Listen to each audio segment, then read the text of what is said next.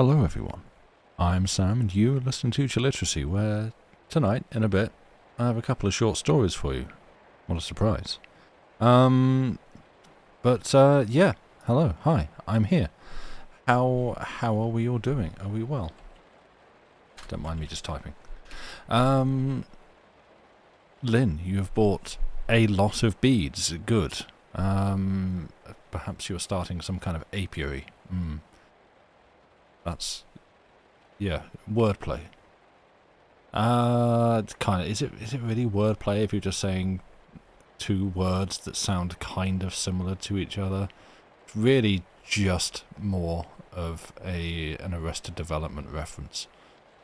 But yeah, hi, hello, welcome. And oh yeah, since you're there, chat, Llama, hi, hello. It's important that I must now remember to say, actually it's something else I remember to say. Firstly, hello to Sherlock Holmes and to Foxia, and also hello to Jason Isaacs.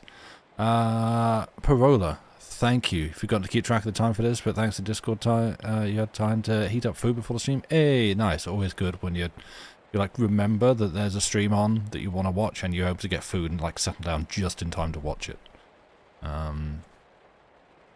If the door is not on the wall to allow us to pass, where should it be? Well, that's the mystery, I guess, that we'll get into, I suppose. Queek, also, hello. Had a nice plate of Indian food, now ready for some food. Oh, nice. Can I ask what you had? As something of a curry enjoyer, I'm happy to hear more. And yeah, I remembered.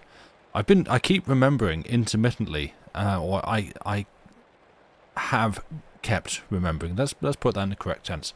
I have kept remembering intermittently throughout the last week. Lynn, I completely forgot to thank you last week for your resub. I think it popped up before the stream started. I completely forgot then. And then after the stream I remembered, and at various points throughout the week I have been forgetting. So, Lynn, thank you very much for that resub. I apologise for forgetting for so long to thank you for it, but we appreciate it. We are grateful. Thank you. Erin, might be a random door in the basement. Oh, we'll get into it very soon. Don't worry. It's quite a long one actually, so I'm probably going to be starting a bit sooner and going on a little bit past the break for it. He sneaks it in while I was offline and try hard accent. No. And genuinely, unless you actually wish to not exactly keep it anonymous, you can't really anonymize that. But if it's something you don't want called out on stream, feel free to say that. Even like pop that in a message if you do it offline or something like that. And Lucy and I will try to remember to not shout it out. If that's something you are trying to do, I don't know, maybe. Tikka masala with some, and something with chickpeas. Was it like a chana masala with chickpeas, maybe? Home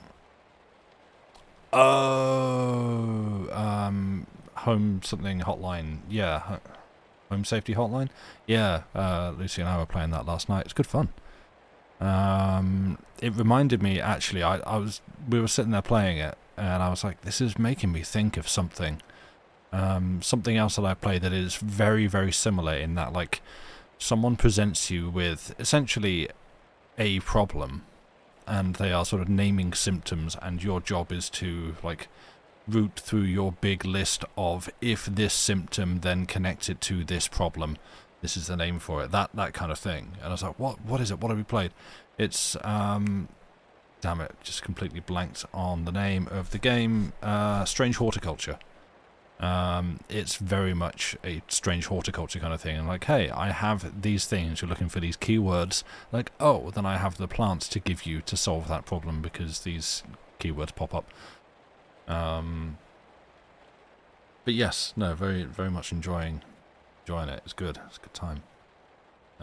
Also, kind of unrelated, I've been playing through, well, I say playing through, I've been, so far, sampling the delights of UFO 50, which is, if I start talking about it, we probably, why am I dropping frames, OBS? What? Why, like, I've dropped 102 frames? Okay, that shouldn't be happening. Give me a shout, somehow, if it's actually being a thing. Fine with the calling it out, it's just a case of when you remembered you had a Prime sub to use. Oh, okay, no worries then. Okay, cool. Yeah, UFO 50, it's a So it's a collection of games for a console that didn't exist in the 80s. Like they are all games that have been made recently by modern developers, but very like meticulously, fastidiously, if I'm using the word correctly, paying attention to the details of the era in terms of like sound design and color palette, and even like gameplay design. Like it's not like, oh, we made Skyrim in 8-bit. No, it's like they're trying to recreate the kinds of games of that era, but they are, you know, kind of modernish takes on those things. It's really good, and the reason I bring this up is that one of the games in it I started and immediately stopped because I thought, ooh, that might actually do for a talking over the games. It's a sort of horror point-and-click adventure game kind of thing. And again, due to the era, due to the sort of hardware that it's intended to have been running on, per the lore of the game, there's no sound, so all the dialogue is text. I was like, ooh, that's one we could possibly stream and read. That might be fun. But yeah, it's a really cool thing. It's like it's a library of 50 games, and they're not, as it says, and I can confirm, they're not like mini games or micro games. It's not people be, oh, it's like WarioWare. No, these are full games. They all have a start, a middle, and an end. Some of them are longer, some of them are shorter, but they are all like video games, and there's 50 of them, and some of them are huge. There's one that's basically a full-on JRPG. Yeah, it's really neat. I mean, a load of people have been streaming it, so if you're intrigued by the premise, you can just look them up. I don't know. I mean, I'm literally just saying we might well stream it on here sometime. I don't know. Maybe when you finish Citizen Sleeper, it could be a good one to do. But yeah, it's neat. I'm enjoying it. I can talk more about it if people want, but also, that's the ping from Dave's server saying that, oh, Chilliteracy's live. Oh yeah, why are you here? You should go over there and watch that. Yeah, I don't know what else. Citizen Sleeper will be a while. Yes, it will. In which case, I don't know. Maybe we take a break from that. Not like permanently, but just like swap over to the other one for once. Oh, Secret Sleepover Society streamed it. That's so alliterative. Remember some people in the chat follow them too. Ah, yes, yeah. It all took 13 hours. Yeah, maybe a while, which is a problem because I've been playing it on Game Pass because I'm, sort of a perennial Game Pass subscriber, except that lately I've been trying to just cut back on some of the subscriptions and reduce some costs, and it's like, Game Pass is now £10 a month, and certainly with my laptop in the state that it is, I'm not really getting that £10 a month value out of it, so maybe I'll can that, but I'm keeping it up for Citizen Sleeper, so if I could transfer the save over to Steam, it would be a lot easier, but I don't know that I can do that. What are we talking about? Various bits and pieces. Currently, video games. Yeah. So it's like I don't know whether to. I mean, at the moment, the plan would just be that I'll resub when we're doing a talking over the games to play some more Citizen Sleeper. But yeah, other than that, I don't know. I may well be in a position where I'm starting to let my Game Pass sub lapse because it's just quite expensive now, which is always going to happen. This is the way of subscription services. You start them cheap, you get people in the door, and then you start ratcheting up the price. You can help maybe if you need. Happy to go through the VOD and click things. Well, the problem there is also like in terms of like, do you mean like recreating the save on a Steam copy as opposed to running it from Game Pass? Because there's also the dice rolls as well, which are randomized, so there would be factors like that would affect where we are and how we got to there. So yeah, that's the problem. You can't just like if we could just access the save file and put it over to Steam, I might actually consider doing something like that, but I don't know because Game Pass tends to be a little bit locked down. Often offers on websites such as EMEA for memberships. Yeah, maybe, I don't know. Not quite as easy as with Scarlet Hollow. No, exactly. It's not as like straightforward. Choose your own adventure. It's fine. We'll figure it out. But yeah, I don't know. I am just sitting here drinking my tea, chatting, I guess, if we wanted. Because, as I say, this first one's... I think it's a little bit longer than, like, the usual half a stream. So, probably going to be a little bit lopsided, this one. I expect this first half might run a little bit past the break, and the second one will be a little bit shorter. But yeah, I don't know. We're all here. We're ready. This isn't... So this is from the... It's my classic science fiction short stories collection. So it's not specifically branded and marketed as a ghost story. But it feels like, to be honest, I'm not entirely sure why it's in a sci-fi collection. I guess it kind of fits the brief, maybe slightly. But it's, yeah, it feels appropriate. It feels relevant for the time of year, for the Halloween decorations that we have up on the stream. By decorations, I mean we let the spiders run riot and turn the lights down a bit. But yeah, I don't know if we're ready. I think. I think it's obviously. I think the story I'm about to read is really bad. Why would I read it then? But I think this one's actually really good. I read it just last night in preparation for this, and I really enjoyed it. And apparently, it's regarded as one of Wells's best short stories. I think I read somewhere while reviewing it, so that's cool. And yeah, I feel like we may be able to get some fun discussion out of this. In the break, after the break, I don't know. But if we don't start it, we'll never finish it. So, if we are, in fact, all ready, do we have a story? I'm going to say yes. So let's have our first story for the evening, which is The Door in the Wall by H.G. Wells. 1. One confidential evening, not 3 months ago, Lionel Wallace told me this story of the door in the wall, and at the time I thought that so far as he was concerned, it was a true story. He told it to me with such a direct simplicity of conviction that I could not do otherwise than believe in him.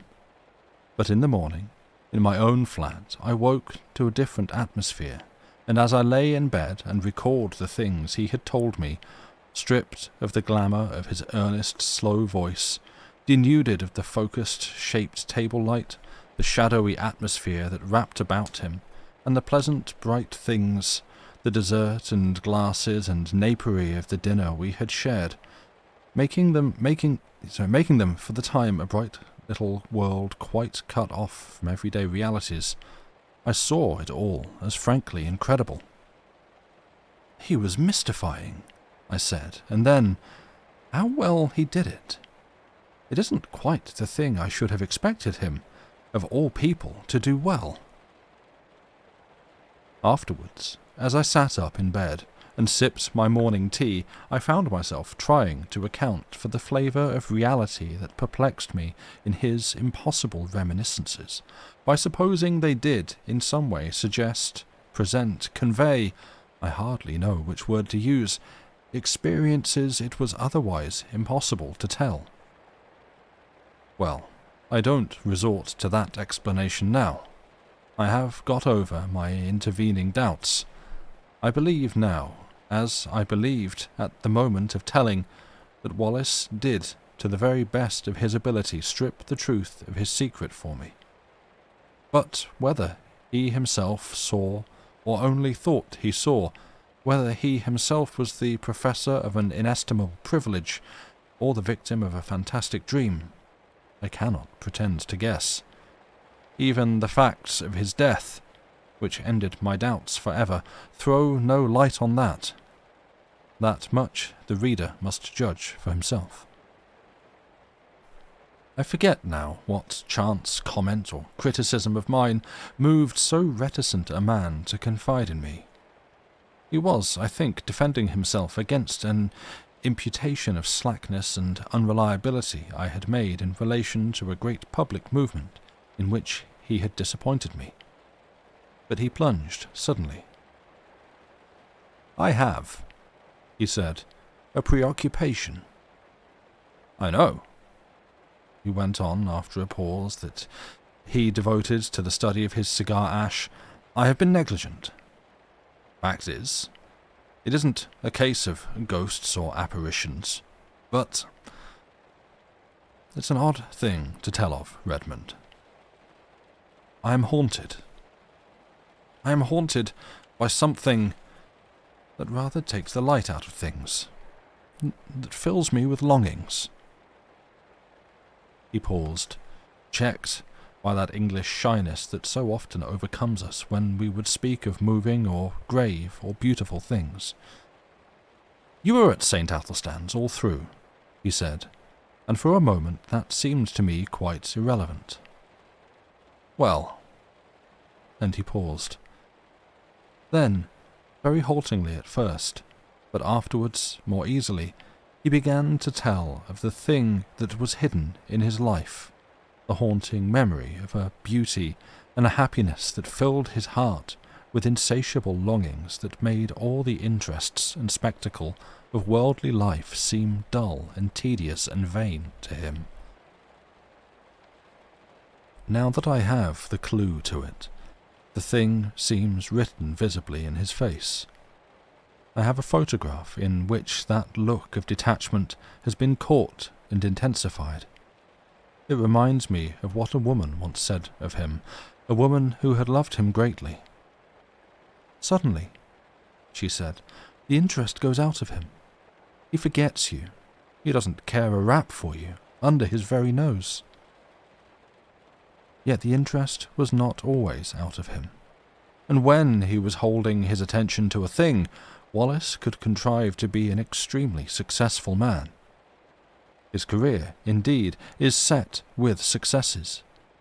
He left me behind him long ago. He soared up over my head and cut a figure in the world that I couldn't cut, anyhow.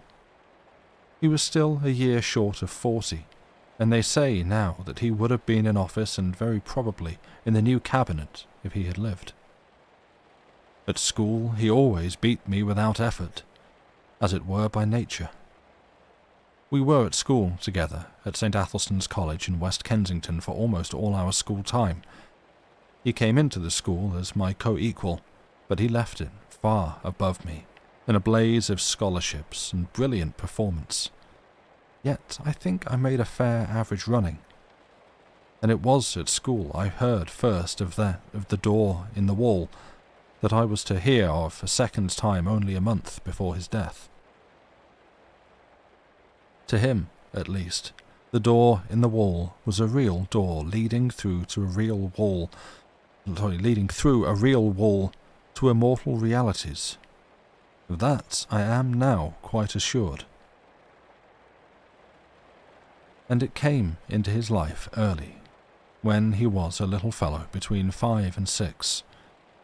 I remember how, as he sat making his confession to me with a slow gravity, he reasoned and reckoned the date of it. "There was," he said, "a crimson Virginia creeper in it, all one bright uniform crimson, in a clear amber sunshine against a white wall. That came into the impression somehow, though I don't clearly remember how, and there were horse-chestnut leaves upon the clean pavement outside the green door. They were blotched yellow and green, you know, not brown nor dirty, so they must have been new fallen. I take it that means October. I look out for horse-chestnut leaves every year, and I ought to know. If I'm right in that, I was about 5 years and 4 months old." He was, he said, rather a precocious little boy. He learned to talk at an abnormally early age, and he was so sane and old-fashioned, as people say, that he was permitted an amount of initiative that most children scarcely attain by 7 or 8.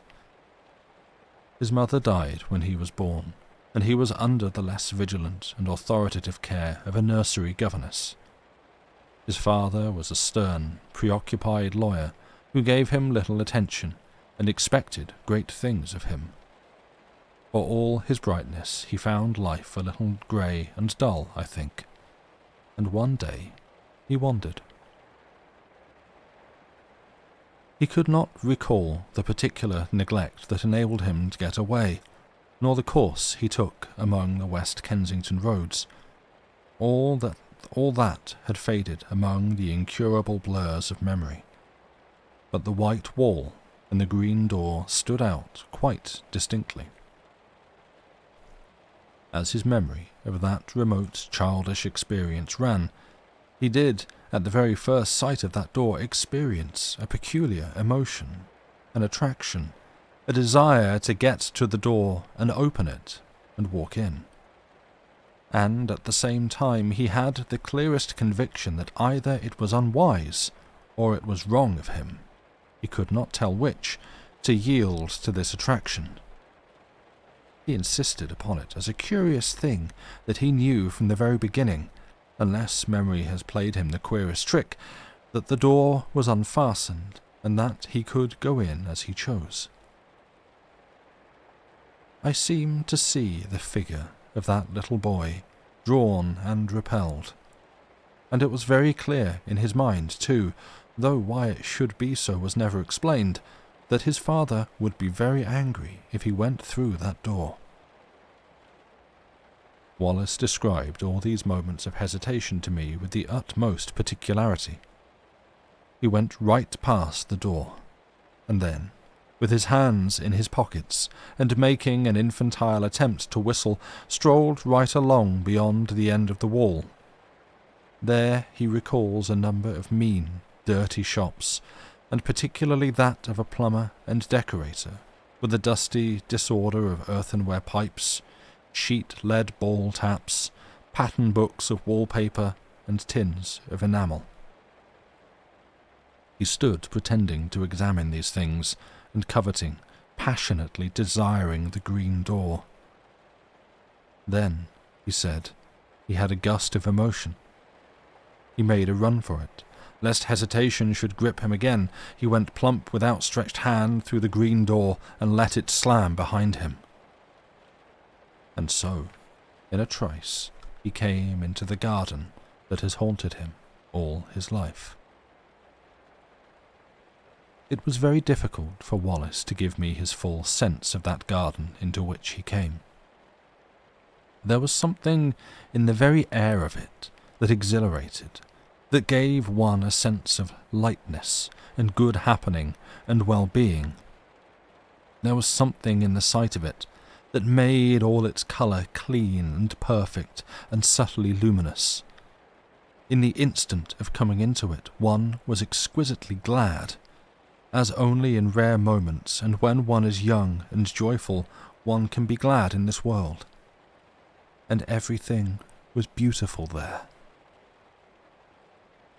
Wallace mused before he went on, telling me, "You see," he said, with the doubtful inflection of a man who pauses at incredible things, "there were 2 great panthers there. Yes, spotted panthers. And I was not afraid. There was a long, wide path with marble-edged flower borders on either side, and these 2 huge velvety beasts were playing there with the ball. One looked up and came towards me, a little curious as it seemed. It came right up to me, rubbed its soft round ear very gently against the small hand I held out, and purred. It was, I tell you, an enchanted garden. I know. And the size! Oh, it stretched far and wide, this way and that. I believe there were hills far away. Heaven knows where West Kensington had suddenly got to. And somehow, it was just like coming home. You know, in the very moment the door swung to behind me, I forgot the road with its fallen chestnut leaves, its cabs and tradesmen's carts. I forgot the sort of gravitational pull back to the discipline and obedience of home. I forgot all hesitations and fear, forgot discretion, forgot all the intimate realities of this life. I became, in a moment, a very glad and wonder-happy little boy in another world. It was a world with a different quality, a warmer, more penetrating and mellower light, with a faint, clear gladness in its air, the wisps of sun-touched cloud in the blueness of the sky. And before me ran this long, wide path, invitingly, with weedless beds on either side, rich with untended flowers, and these two great panthers. I put my little hands fearlessly on their soft fur, and caressed their round ears and the sensitive corners under their ears, and played with them, and it was as though they welcomed me home. There was a keen sense of homecoming in my mind, and when presently a tall, fair girl appeared in the pathway and came to meet me, smiling and said, "Well?"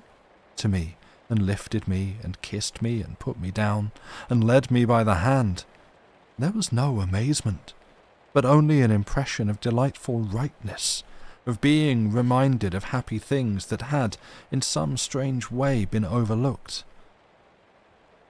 There were broad steps, I remember, that came into view between spikes of delphinium, and up these we went, to a great avenue, between very old and shady dark trees.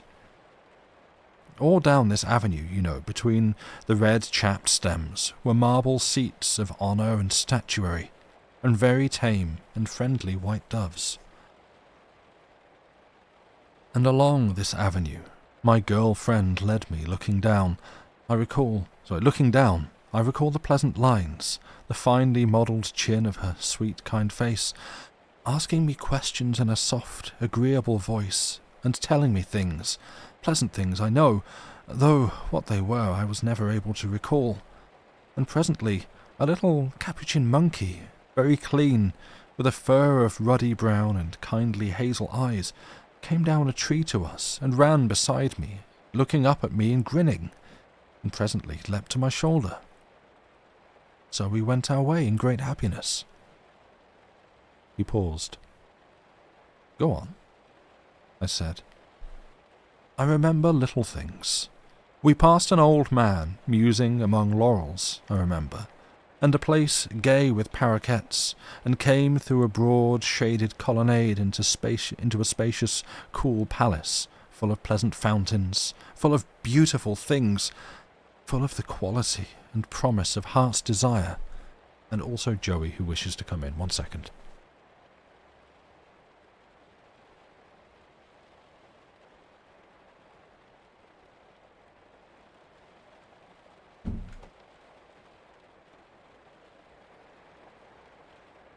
And back. And there were many things, and many people, some that still seem to stand out clearly, and some that are a little vague, but all these people were beautiful and kind. Yes, and you, my love. But you're not coming up on my lap, I'm busy. In some way, I don't know how, it was conveyed to me that they all were kind to me, glad to have me there, and filling me with gladness by their gestures, by the touch of their hands, by the welcome and love in their eyes. Yes. He mused for a while. Playmates I found there. That was very much to me, because I was a lonely little boy. They played delightful games in a grass-covered court where there was a sundial set about with flowers, and as one played, one loved. But it's odd. There's a gap in my memory. I don't remember the games we played. I never remembered. Afterwards, as a child, I spent long hours trying, even with tears, to recall the form of that happiness. I wanted to play it all over again, in my nursery, by myself. No, all I remember is the happiness, and 2 dear playfellows who were most with me. Then presently came a sombre, dark woman, with a grave, pale face and dreamy eyes, a sombre woman wearing a soft, long robe of pale purple, who carried a book and beckoned and took me aside with her into a gallery above a hall, though my playmates were loath to have me go, and ceased their game and stood watching as I was carried away. Come back to us, they cried. Come back to us soon. Joey wishes to leave, of course.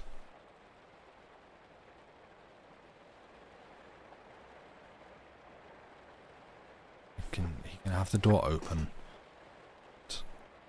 Come and go as he pleases.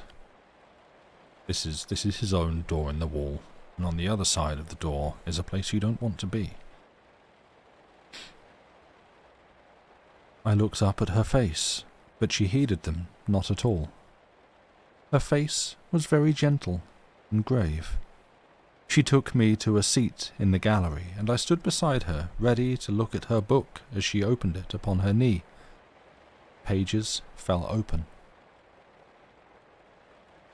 She pointed, and I looked, marvelling, for in the living pages of that book I saw myself. It was a story about myself, and in it were all the things that had happened to me since ever I was born. It was wonderful to me, because the pages of that book were not pictures, you understand, but realities. Wallace paused gravely, looked at me doubtfully. Go on, I said. I understand. They were realities, yes. They must have been.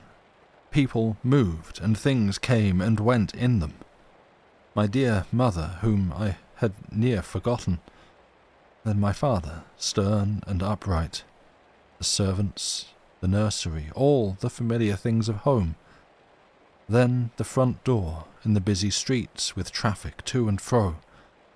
I looked and marvelled, and looked half doubtfully again into the woman's face, and turned the pages over, skipping this and that, to see more of this book, and more.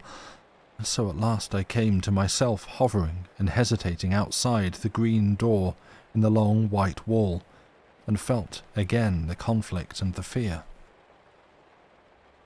And next? I cried, and would have turned on, but the cool hand... Wow, I just completely skipped who was reading that bit. And next, I cried, and would have turned on, but the cool hand of the grave woman delayed me. Next, I insisted, and struggled gently with her hand, pulling up her fingers with all my childish strength. And as she yielded, and the page came over, she bent down upon me like a shadow, and kissed my brow. But the page did not show the enchanted garden, nor the panthers, nor the girl who had led me by the hand, nor the playfellows who had been so loath to let me go. It showed a long grey street in West Kensington, on that chill hour of afternoon before the lamps are lit, and I was there, a wretched little figure, weeping aloud, for all that I could do to restrain myself, and I was weeping because I could not return to my dear playfellows who had called after me, come back to us so soon. I was there. This was no page in a book, but harsh reality. That enchanted place, with the restraining hand of the grave mother at whose knee I stood, had gone. Whither have they gone? He halted again, and remained for a time staring into the fire. Oh, the wretchedness of that return, he murmured. Well? I said, after a minute or so. Poor little wretch I was, brought back to this grey world again. As I realized the fullness of what had happened to me, I gave way to quite ungovernable grief, and the shame and humiliation of that public weeping, and my disgraceful homecoming remain with me still. I see again the benevolent-looking old gentleman in gold spectacles who stopped and spoke to me, prodding me first with his umbrella.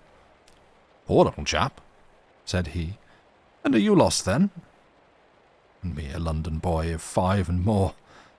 And he must needs bring in a kindly young policeman and make a crowd of me, and so march me home. Sobbing, conspicuous and frightened, I came from the enchanted garden to the steps of my father's house. That is as well as I can remember my vision of that garden, the garden that haunts me still.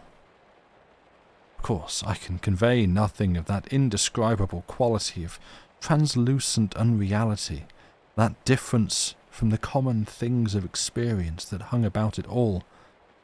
But that is what happened. If it was a dream, I am sure it was a daytime and altogether extraordinary dream. Naturally, there followed a terrible questioning by my aunt, my father, the nurse, the governess, everyone. I tried to tell them, and my father gave me my first thrashing for telling lies. When afterwards I tried to tell my aunt, she punished me again for my wicked persistence. Then, as I said, everyone was forbidden to listen to me, to hear a word about it. Even my fairy tale books were taken away from me for a time, because I was too imaginative. Yeah, they did that. My father belongs to the old school, and my story was driven back upon myself. I whispered it to my pillow that was often damp and salt to my whispering lips with childish tears. And I added always to my official and less fervent prayers this one heartfelt request: "Please, God, I may dream of the garden. Oh, take me back to my garden. Take me back to my garden." I dreamt often of the garden.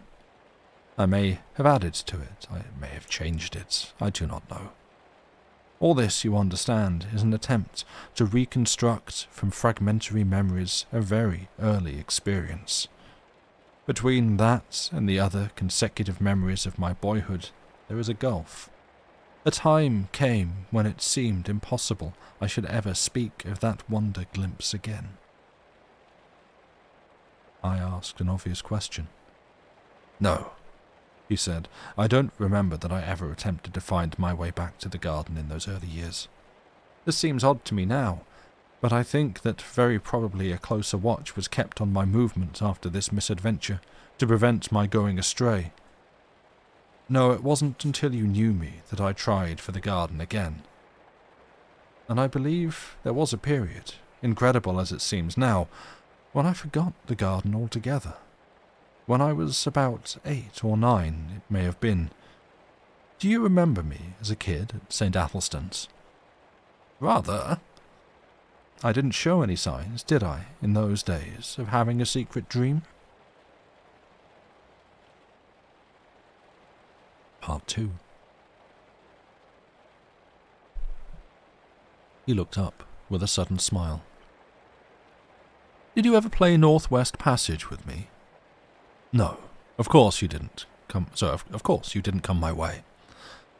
"It was a sort of game," he went on, "that every imaginative child plays all day. The idea was the discovery of a Northwest Passage to school. The way to school was plain enough. The game consisted in finding some way that wasn't plain, starting off 10 minutes early in some almost hopeless direction, and working one's way round through unaccustomed streets to my goal. And one day, I got entangled among some rather low-class streets on the other side of Campden Hill, and I began to think that for once the game would be against me and that I should get to school late. I tried rather desperately a street that seemed a cul-de-sac, and found a passage at the end. I hurried through that with renewed hope. "I shall do it yet," I said, and passed a row of frowsy little shops that were inexplicably familiar to me. And behold, there was my long white wall, and the green door that led to the enchanted garden. The thing whacked upon me suddenly. Then, after all, that garden, that wonderful garden, wasn't a dream. He paused.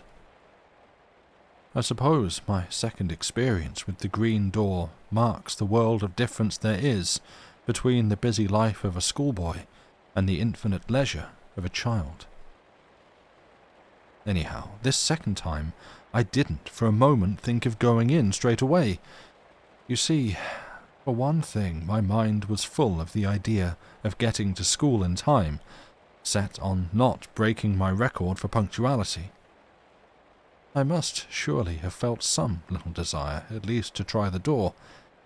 Yes, I must have felt that. But I seem to remember the attraction of the door mainly as another obstacle to my overmastering determination to get to school. I was immediately interested by this discovery I had made, of course. I went on with my mind full of it. But I went on. It didn't check me. I ran past, tugging out my watch. I found I had 10 minutes still to spare, and then I was going downhill into familiar surroundings. I got to school, breathless, it is true, and wet with perspiration, but in time. I can remember hanging up my coat and hat. Went right by it and left it behind me. Odd, eh? He looked at me thoughtfully. Of course, I didn't know then that it wouldn't always be there. Schoolboys have limited imaginations. I suppose I thought it was an awfully jolly thing to have it there, to know my way back to it, but there was the school tugging at me. I expect I was a good deal distraught and inattentive that morning, recalling what I could of the beautiful strange people I should presently see again. Oddly enough, I had no doubt in my mind that they would be glad to see me. Yes, I must have thought of the garden that morning just as a jolly sort of place to which one might resort in the interludes of a strenuous scholastic career. I didn't go that day at all. The next day was a half-holiday, and that may have weighed with me. Perhaps, too, my state of inattention brought down impositions upon me and docked the margin of time necessary for the detour. I don't know. What I do know is that in the meantime the enchanted garden was so much upon my mind that I could not keep it to myself. I told... what was his name? The ferrety-looking youngster we used to call Squiff. Young Hopkins, said I. Hopkins it was. I did not like telling him. I had a feeling that in some way it was against the rules to tell him, but I did. He was walking part of the way home with me. He was talkative, and if we had not talked about the enchanted garden, we should have talked of something else, and it was intolerable to me to think about any other subject. So I blabbed. Well, he told my secret. The next day, in the play interval, I found myself surrounded by half a dozen bigger boys, half teasing and wholly curious to hear more of the enchanted garden. There was that big Fawcett, you remember him, and Carnaby and Morley Reynolds. You weren't there by any chance? No, I think I should have remembered if you were. A boy is a creature of odd feelings. I really believe, in spite of my secret self-disgust, a little flattered to have the attention of these big fellows. I remember particularly a moment of pleasure caused by the praise of Crawshaw. You remember Crawshaw, Major, the son of Crawshaw the composer, who said it was the best lie he had ever heard. But at the same time there was a really painful undertow of shame at telling what I felt was indeed a sacred secret. That beast, Fawcett, made a joke about the girl in green. Wallace's voice sank with the keen memory of that shame. I pretended not to hear. He said, "Well, then Carnaby suddenly called me a young liar and disputed with me when I said that the thing was true. I said I knew where to find the green door, could lead them all there in 10 minutes. Carnaby became outrageously virtuous and said I'd have to and bear out my words or suffer. Did you ever have Carnaby twist your arm? Then perhaps you'll understand how it went with me. I swore my story was true. There was nobody in the school then to save a chap from Carnaby, though Crawshaw put in a word or so. Carnaby had got his game. I grew excited and red-eared and a little frightened. I behaved altogether like a silly little chap, and the outcome of it all was that instead of starting alone for my enchanted garden, I led the way presently, cheeks flushed, ears hot, eyes smarting, and my soul one burning misery and shame, for a party of 6 mocking, curious and threatening schoolfellows. We never found the white wall and the green door. You mean? I mean I couldn't find it. I would have found it if I could. And afterwards, when I could go alone, I couldn't find it. I never found it. I seem now to have been always looking for it through my schoolboy days, but I've never come upon it again. Did the fellows make it disagreeable? Beastly. Carnaby held a council over me for wanton lying. I remember how I sneaked home and upstairs to hide the marks of my blubbering. But when I cried myself to sleep at last, it wasn't for Carnaby, but for the garden, for the beautiful afternoon I had hoped for the sweet, friendly women, and the waiting playfellows, and the game I had hoped to learn again, that beautiful, forgotten game. I believed firmly that if I had not told, I had bad times after that, crying at night and wool-gathering by day. For 2 terms I slackened and had bad reports. Do you remember? Of course you would. It was you. Your beating me in mathematics that brought me back to the grind again. Part 3. For a time, my friend stared silently into the red heart of the fire. Then he said, I never saw it again until I was 17.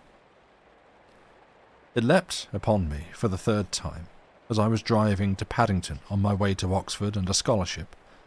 I had just one momentary glimpse. I was leaning over the apron of my hansom smoking a cigarette, and no doubt thinking myself no end of a man of the world, and suddenly there was the door, the wall, the dear sense of unforgettable and still attainable things. We clattered by, I too taken by surprise to stop my cab until we were well past and round a corner. Then I had a queer moment, a double and divergent moment of my will. I tapped the little door in the roof of the cab and brought my arm down to pull out my watch. Yes, sir, said the cabman smartly. Well, it's nothing, I cried. My mistake. We haven't got much time. Go on. And he went on. I got my scholarship. And the night after I was told of that I sat over my fire in my little upper room, my study in my father's house, with his praise, his rare praise, and his sound counsels ringing in my ears, and I smoked my favourite pipe, the formidable bulldog of adolescence, and thought of that door in the long white wall. If I had stopped, I thought, I should have missed my scholarship. I should have missed Oxford, muddled all the fine career before me. I begin to see things better. I fell musing deeply, but I did not doubt that this career of mine was a thing that merited sacrifice. Those dear friends and that clear atmosphere seemed very sweet to me, very fine, but remote. My grip was fixing now upon the world. I saw another door opening, the door of my career. He stared again into the fire. Its red lights picked out a stubborn strength in his face for just one flickering moment, and then it vanished again. Well, he said and sighed. I have served that career. I have done much work, much hard work, but I have dreamt of the enchanted garden 1,000 dreams and seen its door, or at least glimpsed its door 4 times since then. Yes, 4 times. For a while this world was so bright and interesting, seemed so full of meaning and opportunity, that the half-effaced charm of the garden was by comparison gentle and remote. Who wants to pat panthers on the way to dinner with pretty women and distinguished men? I came down to London from Oxford, a man of bold promise that I have done something to redeem. Something. And yet there have been disappointments.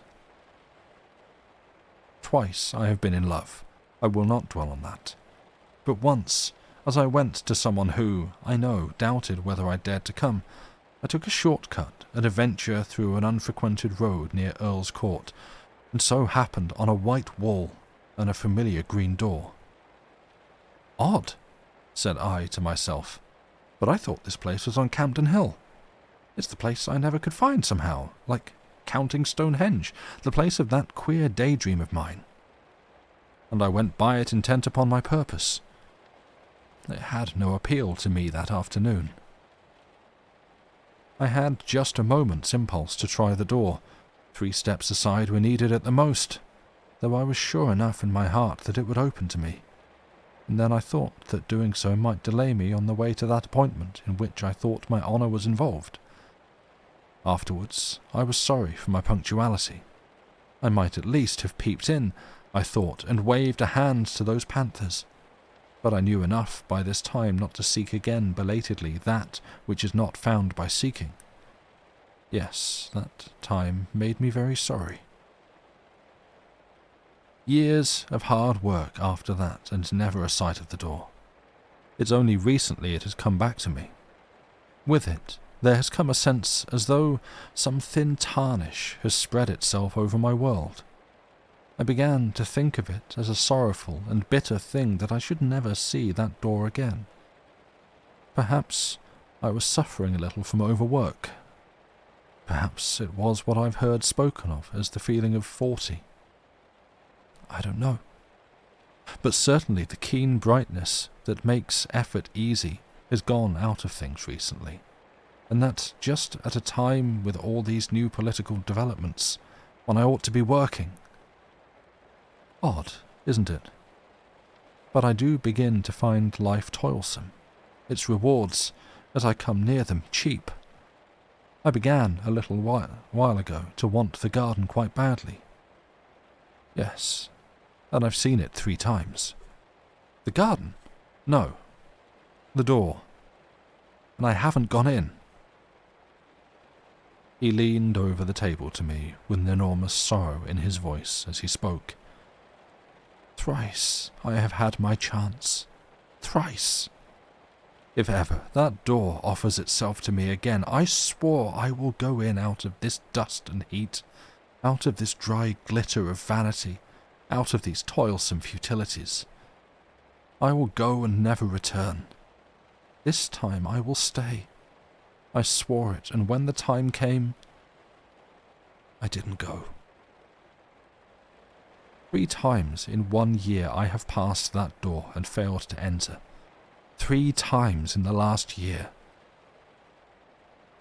The first time was on the night of the snatch division on the Tenants' Redemption Bill, on which the government was saved by a majority of 3.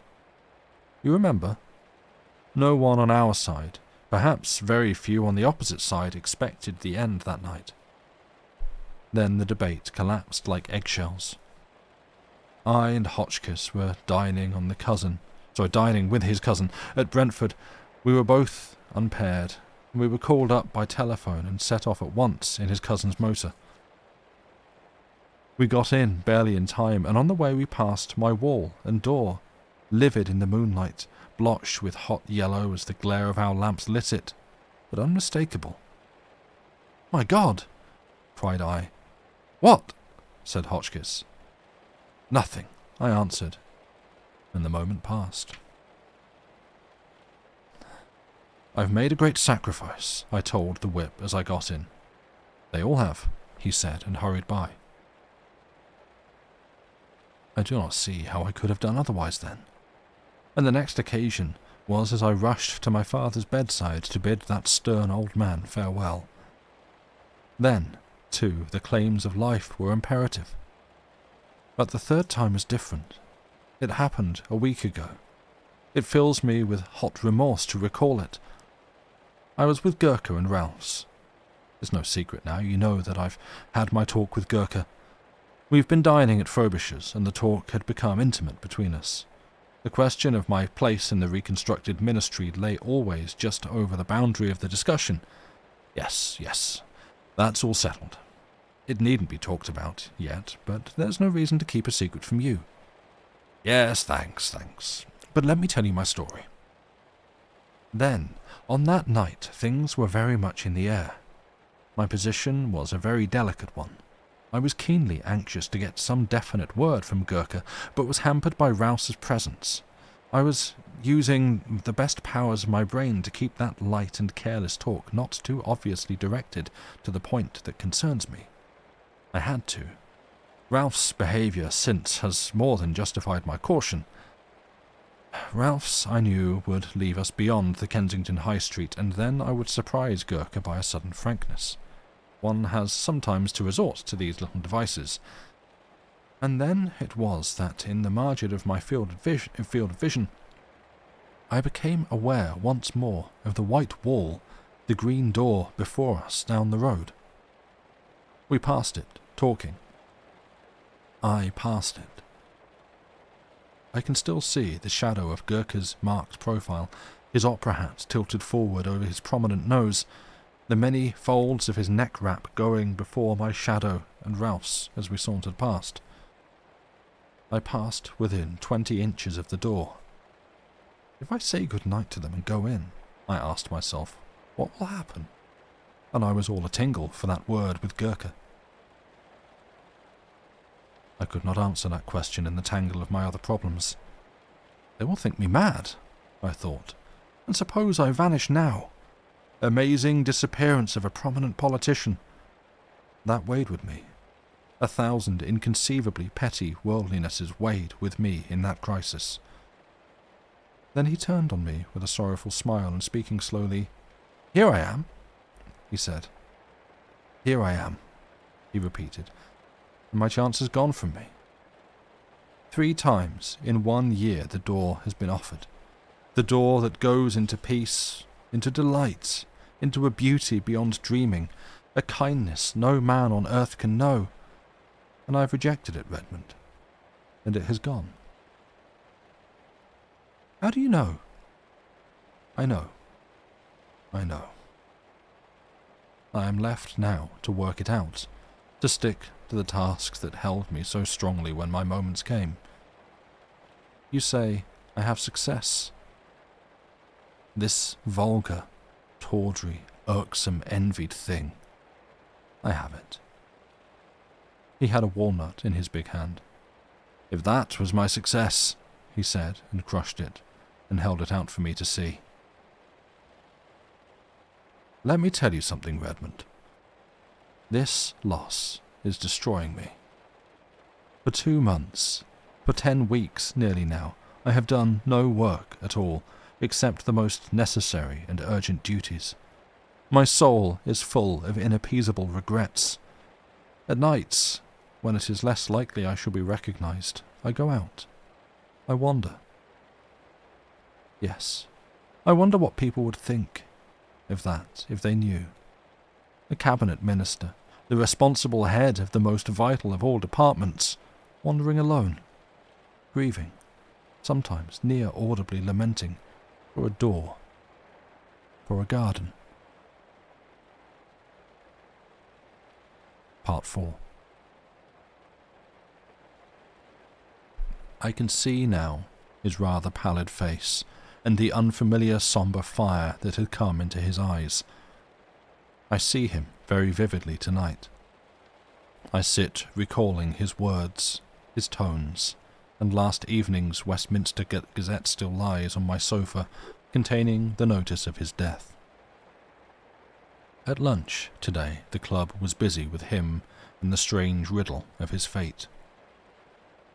They found his body very early yesterday morning in a deep excavation near East Kensington Station.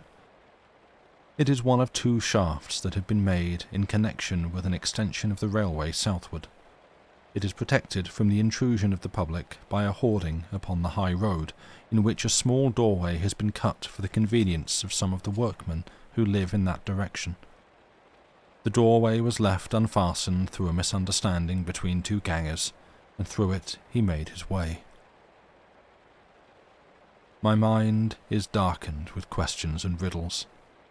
It would seem he walked all the way from the house that night, He has frequently walked home during the past session, and so it is I figure his dark form coming along the late and empty streets, wrapped up, intent. And then did the pale electric light near the station cheat the rough planking into a semblance of white? Did that fatal unfastened door awake some memory? Was there, after all, ever any green door in the wall at all? I do not know.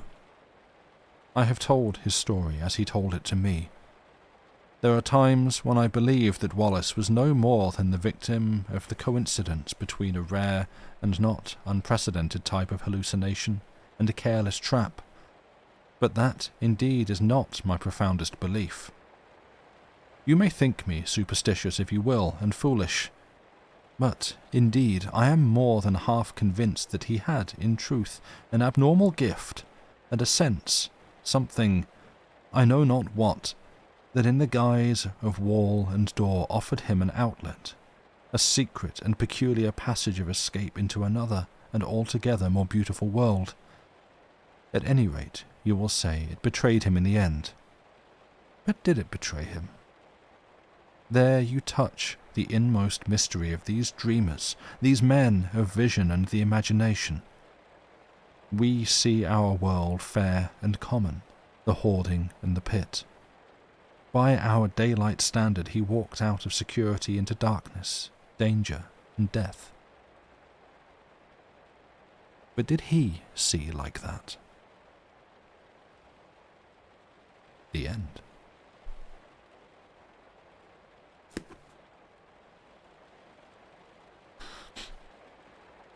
Break time, and I guess we can sit with that for a bit, discuss it after break, and then I'll read the next story. I like that story. I think it's very good. I think if I say we'll discuss it after break. That's story we can discuss it now. Lovely. Yeah, yeah. I'm trying to remember what other of Wells's stuff we've read. We've read The Time Machine, on here, so this would be what I've read. I can't speak for you, chat. Also, hey, William, welcome in. Wells, indeed, yeah. We've done The Time Machine, we've done War of the Worlds, and The Star. But it did put Northwest Passage firmly in the head. Yeah, that when I came upon that while reading it last night, I was like, oh, chat's going to love this. Do you ever play Northwest Passage? Chat sits up. Yeah, I don't know, it's... I guess I don't tend to think of Wells as a particularly, I'm trying to think how I'd describe it. Beautifully presented, thank you. It's I'm going for sort of emotive, I guess. I mean, yeah, I don't know. He I guess it's just because he's from an era when I'm probably just going to tend to think of most, frankly, old straight white men of that era as being just particularly, unemotive, let's say. Just straightforward and, stiff upper lip and all that kind of stuff. And this, yeah, I think you have one more tea left, so we'll probably be off at the start of the next story. That's fair, Ian. His characters suck. I don't think I disagree. I'm trying to... Yeah, there's not a lot of, it doesn't feel like there's a lot of depth to his characters. They're mostly just people in suits with names. And they have different names because they have different things to say. But, yeah, there were definitely parts of War of the Worlds that caught me by surprise in terms of his kind of willingness to actually give a bit more kind of depth and texture, not to people, but to the environments and stuff. Polite men talking about other men. Yes, exactly. His books are not going to pass the Bechdel test. Men talking to men forever.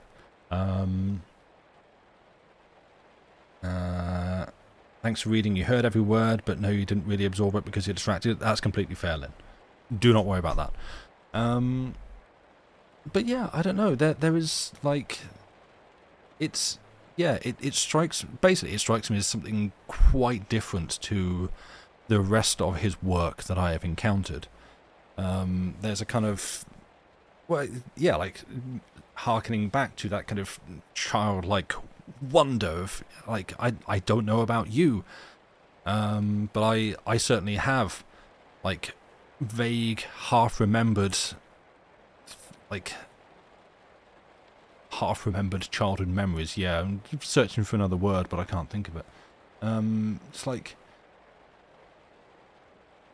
kind of hazy childhood memories of things, which I'm trying to think. There's nothing is like literally fantastical as a magical door that takes you through to some kind of Garden of Eden / Narnia on the other side. He was quite the romantic in private, apparently. Yes, no, I have also heard that he was, to put it one way, something of a ladies' man, to put it another, something of a habitual womanizer. Which is both really, and also, oh yeah, no, that checks out. Also, I've dropped 411 frames, great. So apparently now everything is, it's not a loss of frames, but it's enough to make me go, damn, we're even struggling with this lo-fi presentation, great. What was I saying? Yeah, like I don't have childhood memories as, like, you know, say, utterly fantastical as the things he's describing here, but I definitely have like vague memories of things. I feel like it's a pretty common thing. Like as a kid, you encounter something that you don't understand and you can't explain, and so it kind of registers as both fantastical but also normal because you're experiencing it. It's like, oh, okay, yeah, I guess that's just that's how the world works, and like that fantastic element registers as normal, as opposed to seeing it as an adult where you go, oh, that's just a door and a wall, that's fine. And so I find it fun that he's like using that for this. I also have missed it, but did it ever say how the politician died, or did it say where? So yes, so it's right at the end. Yeah, he fell down he was basically like in the recent weeks to when the story is written, he'd been like just wandering at night, just kind of going out from his home, wandering around at night, and one of these times it seems he was found dead at like the bottom of a shaft in a train station where like construction work was being done, and he had gone through a door there and fallen. And so kind of the ambiguous question at the end is like, did he find the door again and go through, or did he see something that looked like the door and go through and fall and die? You remember trying to read some of the short stories. There was a dream one, the atmosphere and imagery stuck with you, but you can't remember specifics. Well, as in Wells ones. Need to read the beginning of this now. All you heard is a person lamenting a door or garden or something. Yeah, so it begins with him as a child, as a 5-year-old. He's like gone, just wandering in London, and finds this door that he is compelled to go through as a kid. So it's a 5-year-old kid, just sort of separated from his parents in London, but not lost, just like wanders off. He knows the streets, he's fine.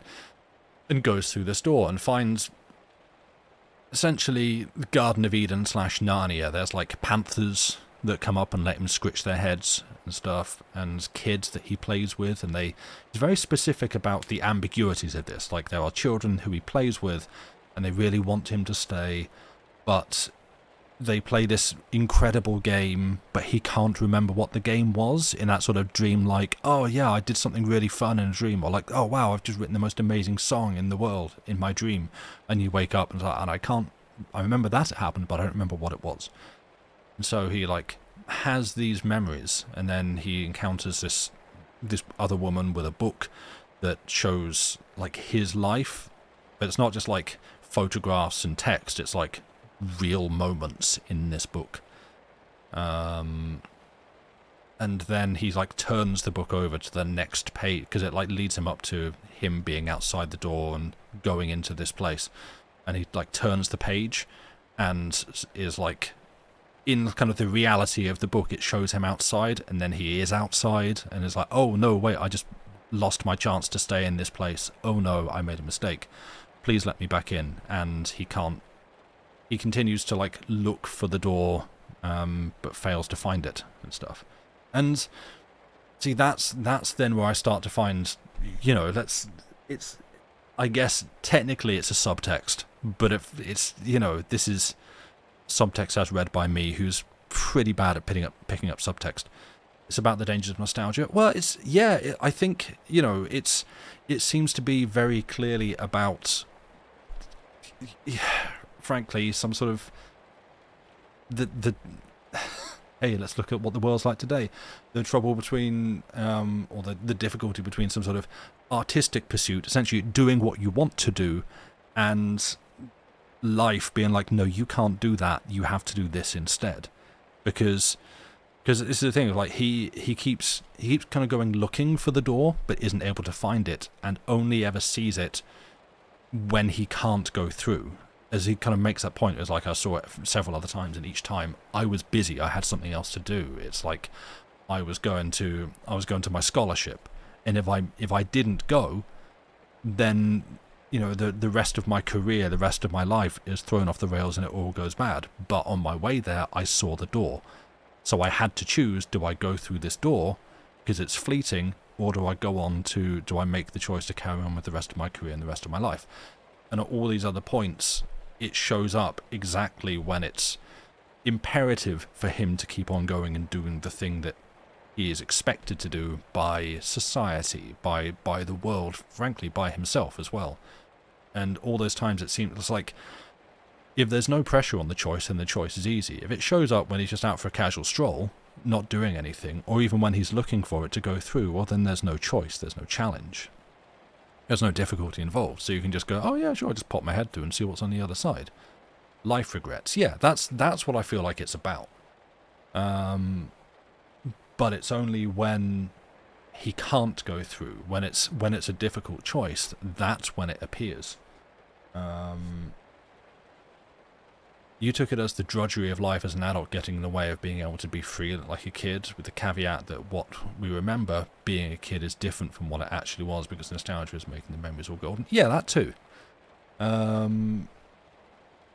Yeah, there is also, I would say there's also definitely something there about, those kind of extremely rose-tinted childhood memories of something wonderful, and yes, adult drudgery and life and the necessities, and I think it was maybe a tweet or a let's call it a bleat, a post on Blue Sky, recently about that is like, it just put it so succinctly as like, when you're an adult, there's always like, you have to spend £30 on something. It doesn't matter what, but there's always something that costs £30 that you have, like, there's just always something that you have to spend £30 on. And it's like, yeah, actually, it's just like day to day, week to week, there's just like a hand that comes out and goes, no, you need to put £30 in this now. And like, oh, yeah, I do actually. Not for something fun, it's not for something like, oh, I'm going to buy a Blu-ray box set, or I'm going to buy a video game. It's like bills, or just like, not even food can be fun, but like, not, this is like 30 quid on not fun food, or just some kind of toll or fee that you have to pay that costs 30 quid. And it's like, that's adult life. That's what it is to be an adult. As a kid, you don't have that. It's great. Toilet paper. Yeah, exactly. Something that you don't go, oh, hell yeah, I can look forward to this. You just got to spend 30 quid on something. During the pandemic, hell, afterwards. Being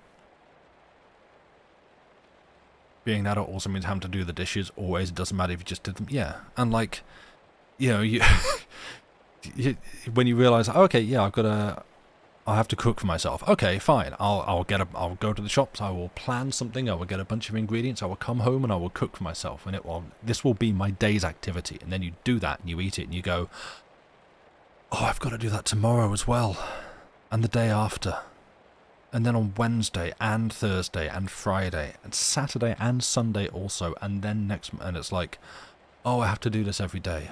I'm gonna have to simplify this. Like eating itself, this isn't the body of someone who doesn't like food. Like I'm quite happy eating. Sometimes, it's a comfort. But all the surrounding work that goes into it is exhausting. It's draining, and that's where I immediately start. Okay, well, how can I simplify this? How can I make this less? Right. So yeah, like this again. It feels like a story. It's about that. It's about the conflicts and the dissonance between being a carefree child and being an adult with drudgery and responsibility and cold, grey, rainy skies. Yeah. And that's how you had lunch at 4 p.m. today, eating simple pasta. And sometimes that's how the day's going. Mood. Yeah. Baking though, you need more good food you can bake. Yeah, like the oven for me is a crutch. Like, I'm going to turn on the oven. My favourite recipe is 200 for 20. I'm going to put something in. Boom. Done. Come back in 20 minutes. Now we can eat. But, yeah. So, yeah, like that. I don't feel like this is... It's not exactly a Halloween horror story. But I feel like it kind of fits the brief. Not that anyone has assigned a brief. We run this channel. We can read what we like. For you, not eating takes... Joey, don't walk across the keyboard, mate. Not eating takes all the mental energy. Yeah, I have definitely had times when... this might not be what you're getting at. But for me, I have had times where it's got to like 11 o'clock at night. You know, so 11, half 11, midnight, something like that. And I haven't yet eaten, and then it's like, oh... Right, it'd be like if I'm staying at someone else's house, and be like, oh, I haven't eaten yet, I need to eat, and it's like there's nothing, because again, I'm at someone else's house, I don't like to just go and eat their food, even if they said help yourself to anything. No, I cannot and will not do that, because hey, maybe those sausages in your fridge you've got planned for something else, and I'm not going to take that from you. So I'm like, no, I'm not going to touch your stuff. But I might, I don't know, do I order a takeaway? And they're like, yeah, no, don't do that. And so then I just kind of go, oh, well then I guess I'm not eating this evening, and my mood will plummet. It would, like, if I need to eat, if I'm hungry, if I'm actually kind of, because, you know, hunger means I can look forward to the thing that I want to do, and then it's like, yeah, no, you don't get to do that. That will destroy my mood. It is gone. William, you're glad it wasn't an opium den? Yeah, I mean, me too. There's a sort of fairy ring quality to it. Yeah, again, it's fantastical. It's, yeah, and kind of, I guess, yeah, kind of fey. Definitely don't eat what's in your fridge. It may be months out of date. Ah, fun. Yeah, I really like that story. I rate it very highly, and I see why it's regarded as one of his best. I like the concept. It's good. It's even though it ends with a guy dying. It's like, yeah. Help yourself. The terror of the British. I hate it. I cannot be told help yourself, because again I'll open. Oh great! I'll open it and I'll look, and I just see a bunch of stuff that reads to me as, I have bought these for an occasion, and because that's what I do. I go to the shops and I think, right, well, I'm going to make this, and I'm going to make this, and I'm going to get these things. And if someone were to come around and just help themselves to my fridge, then they're going to use stuff that I was going to make things with. And then I was like, oh, well, I was going to cook that. Now it's gone. Cool. But yeah. Anyway. Needs aliens, just like, cool story, needs aliens. Right, anyway. We're going to take a break. The next story will probably be quite short, so I expect we might actually be finishing early. I thought this one was going to take a little bit longer than it did. So, yeah, we may be finishing early, depends on how long we ramble on. But I'm going to send you to a break where I advise, frankly, me first of all, as well as you yourselves, to get up, move around, stretch, go to bed if you're going. Thank you, Arian, for being here. Cycle fluids, stretch the limbs you've got. And yeah, I will see you back here in about 5 minutes or so. Goodbye for now.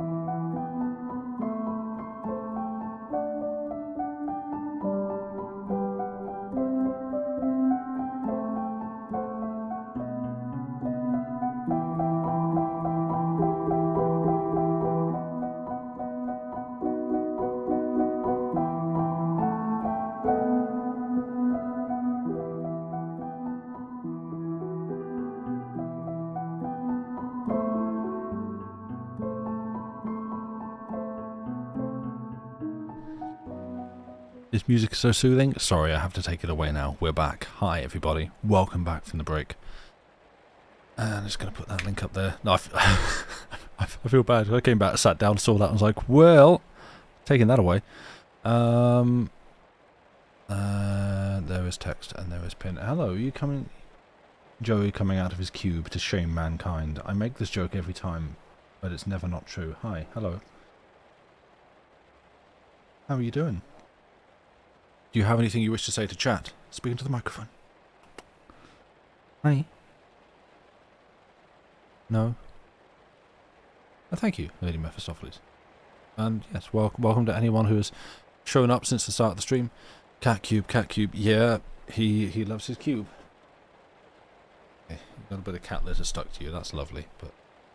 But Joey, chat loves you. I do too. But I don't know whether it's because of the food you're having or what, but he's having real long hair cat problems lately. Cat cam? No, sorry. Hey. He's on the desk at the moment anyway. This is not a cat cam that I can provide. Buddy? Hey. What's going on? What? Right. Yeah, hi. Hello. Where are you? What are you looking for? What's the angle here? Hi. Okay, fine. Hello, everybody. I hope you've had a good, worthwhile, and fulfilling break. And yeah, while I think of it, actually, I don't know how much people notice these things.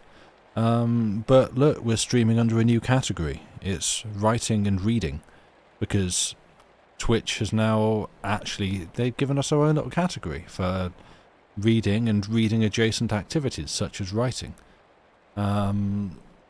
which is super cool because yeah, I learned about this last week. Yeah, it was last Saturday when we raided over to Blue Skittle, and they were like, oh yeah, in case you didn't know, there's a cool new category for people that read stuff on Twitch. And I thought, hey, that's us, we do that, that's what we do.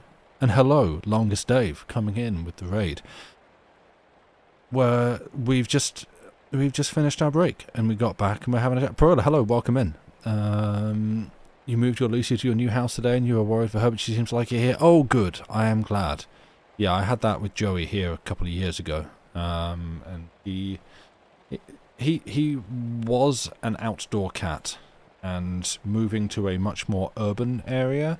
It's suburban, it's not like middle city or anything, but it was definitely not a place where I felt comfortable for him going outside as he's getting older as well. And so he's not been too happy about that, but he's kind of gotten more used to it. He still sits at the window and looks out like, oh, can I go out? And I feel bad. But hello, welcome in, Raiders. I'm assuming everyone here knows Dave, and everyone Dave knows here. You're going to fold over the cover on the way around the back. No, Amos, no. Are these your books? You're going to open them on... Oh, I mean, if you're worried about mistreating books, I mean, I write in the ones that I read from with pencil. In some cases, pen, if it's like a particularly egregious typo in a particularly cheap book. Yes, hello. You would like one spooky story? Well, good. You have come to the right place for a spooky story, because we have one that is coming up. It's pinned at the top of chat. It's called Naboth's Vineyard by E.F. Benson, and I'm going to be reading it in just a minute. Currently, though, I have Joey sat on the desk right in front of me, angling for attention. And so I'm doing that and chatting to chat. But yes, we have had one story already. We have read The Door in the Wall. It's such an exciting title for a book that's actually very good. Can you have a light-hearted comedy story? I have read... How many stories have we read on here that would be considered comedy? We've read Two Men in a Boat is absolutely a comedy. So I'm going to get in on that one before anyone in chat says it. If you say it now, you're late. I would... You reckon 3, Parola? Oh, yeah, actually, no, Mark Twain. Oh, look. Did I say 2 Men in a Boat? Damn it. I said 2? Ah. Yes, 3 Men in a Boat. Why did I say 2? I don't know what it's... Yeah, it's 3 Men in a Boat. I know that. Oh, please, my ass. It's very dumb. Yeah, actually, a lot of Mark Twain stuff was very funny. That's true. Okay, more than I think. Because I was going to say Micromegas, I would consider a comedy. Good old Voltaire. Yeah, actually, no, we've done quite a few. Yeah, Mark Twain. There you go. A lot of very, very funny Mark Twain ones. Political Economy, with its powerfully exciting title, probably one of my favourites. Like, as just a straight-up absurd comedy, is great. There's not a huge amount of, like, biting satire. There's no one getting skewered in that. But it's... And the White Elephant, actually, yeah. The... What is it? The escaped white elephant or something. Yeah, okay. Yes, actually, there's a lot more that are out and out funny. That would be comedies that we have read. So there's plenty, in fact, if you want those. In fact, we read the White Elephant on your stream, Dave, when I popped in for a guest session. Yeah, that's a hit. I think Stolen Elephant, yeah. That was good. But yeah, in terms of like mistreating books, mine are generally not in the best kept condition, which is why I'm super paranoid about ones that I have borrowed.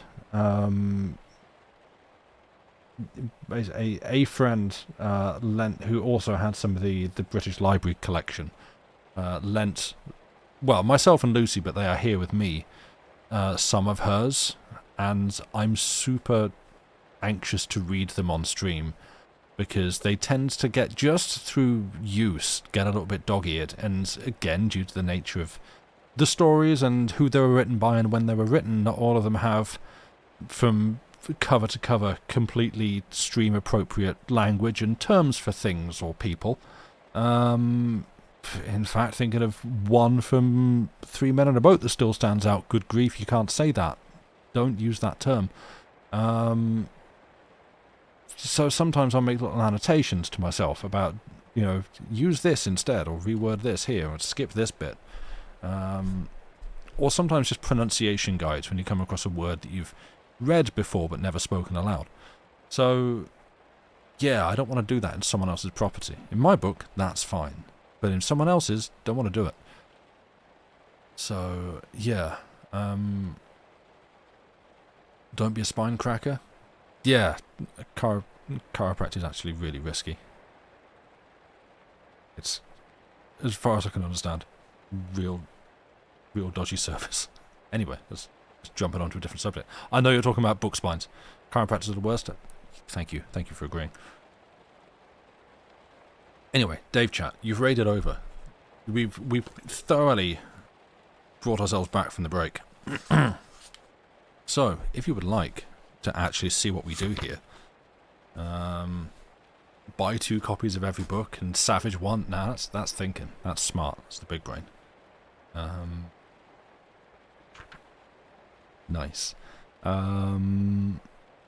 Which, you know, again, perhaps, hey, that can be good advice if Lucy and I do ever get around to that idea we had. I think we said about it on stream before, of possibly trying to come up with some version, like our own version of some of these, like releasing some kind of, it would need to be print on demand, I guess, or we go into like our own book binding and start making our own like folio edition releases of some of these books, because a lot of these stories are in the public domain, which means that we can like do them up ourselves. But, you know, the business proposition can be buy 2 copies. One that you chew up and one that you put on the shelf. So, yeah, we'll think about it. We'll see if we can put together something like that. Yeah, like, it seems like there's interest, but we would need to figure out how to actually do that. And then how to just, like, make, store, and distribute them in such a way that you're getting something that's worth the money, and we're not spending all of our time and money becoming a publishing house, because, you know, that's that can go wrong very fast. So yeah, you loaned out a book when you were 11 and came back completely trashed. You've never again loaned a book. What's the quote from Galactica? Oh, it's something Adama says to Laura Roslin when he gives her a book, and it's like, you'll be able to find it if you Google like Galactica Adama book lending. But it's something like, a book isn't something you lend; it's something you give. Something like that. And it's basically the sentiment being, you don't lend someone a book expecting to get it back. You give them a book, is what you do. And yeah, I don't know. It's a nice sentiment. Hey, Raker. Hello, welcome. Thank you for 35 months. You're awake to catch a stream? Hell yeah, it's good to see you. I hope you're keeping well. But yeah, anyway, there's people who have come in and don't just want to sit and hear me talk. I mean, I'm kind of about to sit and make you listen to me talk, but not my words, the words of E.F. Benson, but also the words of Joey, who wishes to leave. 1 second.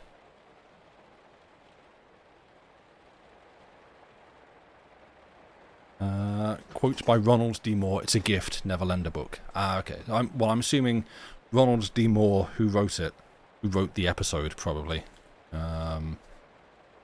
But me, I'm always a stickler for attributing quotes to the character that said them, rather than the author. Like, I like to do quote, character, author, because it does bother me when, yeah, it's a copy from Goodreads, yeah, that's fair. It does bother me when a quote from a character in a book is attributed just directly to the author, like all the various bits from Lord of the Rings said by characters that are just put straight to Tolkien rather than a character written by Tolkien, because I always feel the context in which it is said is important, because otherwise you can just take something awful said by, you know, a villain who has been written to embody horrible thoughts and be something, you know, an antagonist for the protagonist to work against, and you can just take that and attribute that to the author, but we don't do that. We only do it when it's stuff we like.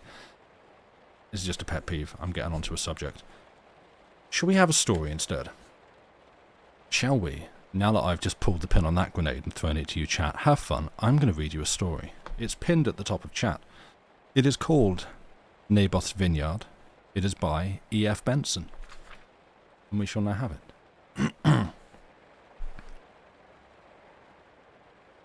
Ralph Hatchard had, for the last 20 years, been making a very good income at the bar. No one could marshal facts so tellingly as he. No one could present a case to a jury in so persuasive and convincing a way, nor make them see the situation he pictured to them with so sympathetic an eye. He disdained to awaken sentiment by moving appeals to humanity, for he had not, either in his private or his public life, any use for mercy, but demanded mere justice for his client. Many were the cases in which, not by distorting facts, but merely by focusing them for the 12 intelligent men whom he addressed, he had succeeded in making them look through the telescope of his mind, and see at the end of it precisely what he wished them to see. But if he had been asked of which out of all his advocacies he was most intellectually proud, he would probably have mentioned one in which that advocacy had not been successful. This was in the famous Roxton case of 7 years ago, in which he had defended a certain solicitor, Thomas Roxton, on a charge of embezzlement and the conversion to his own use of the memory of a client. As the case was presented by the prosecution, it seemed as if any defence would merely waste the time of the court, and when the speech for the defence was concluded, most of those who heard it, not the public alone, but the audience of trained legal minds, would probably have betted, had betting been permitted in a court of justice, that Thomas Roxton would be acquitted. But the 12 intelligent men were among the minority, and, after being absent from court for 3 hours, had brought in a verdict of guilty. A sentence of 7 years was passed on Thomas Roxton, and his counsel, thoroughly disgusted that so much ingenuity should have been thrown away, felt, ever afterward, a sort of contemptuous irritation with him. The irritation was rendered more acute by an interview he had with Roxton after sentence had been passed. His client raged and stormed at him for the stupidity and lack of skill he had shown in his defence. Hatchard was a bachelor. He had little opinion of women as companions, and it was enough for him in town when his day's work was over to take his dinner at the club, and after a stern rubber or two at bridge, to retire to his flat, and more often than not work at some case in which he was engaged till the small hours.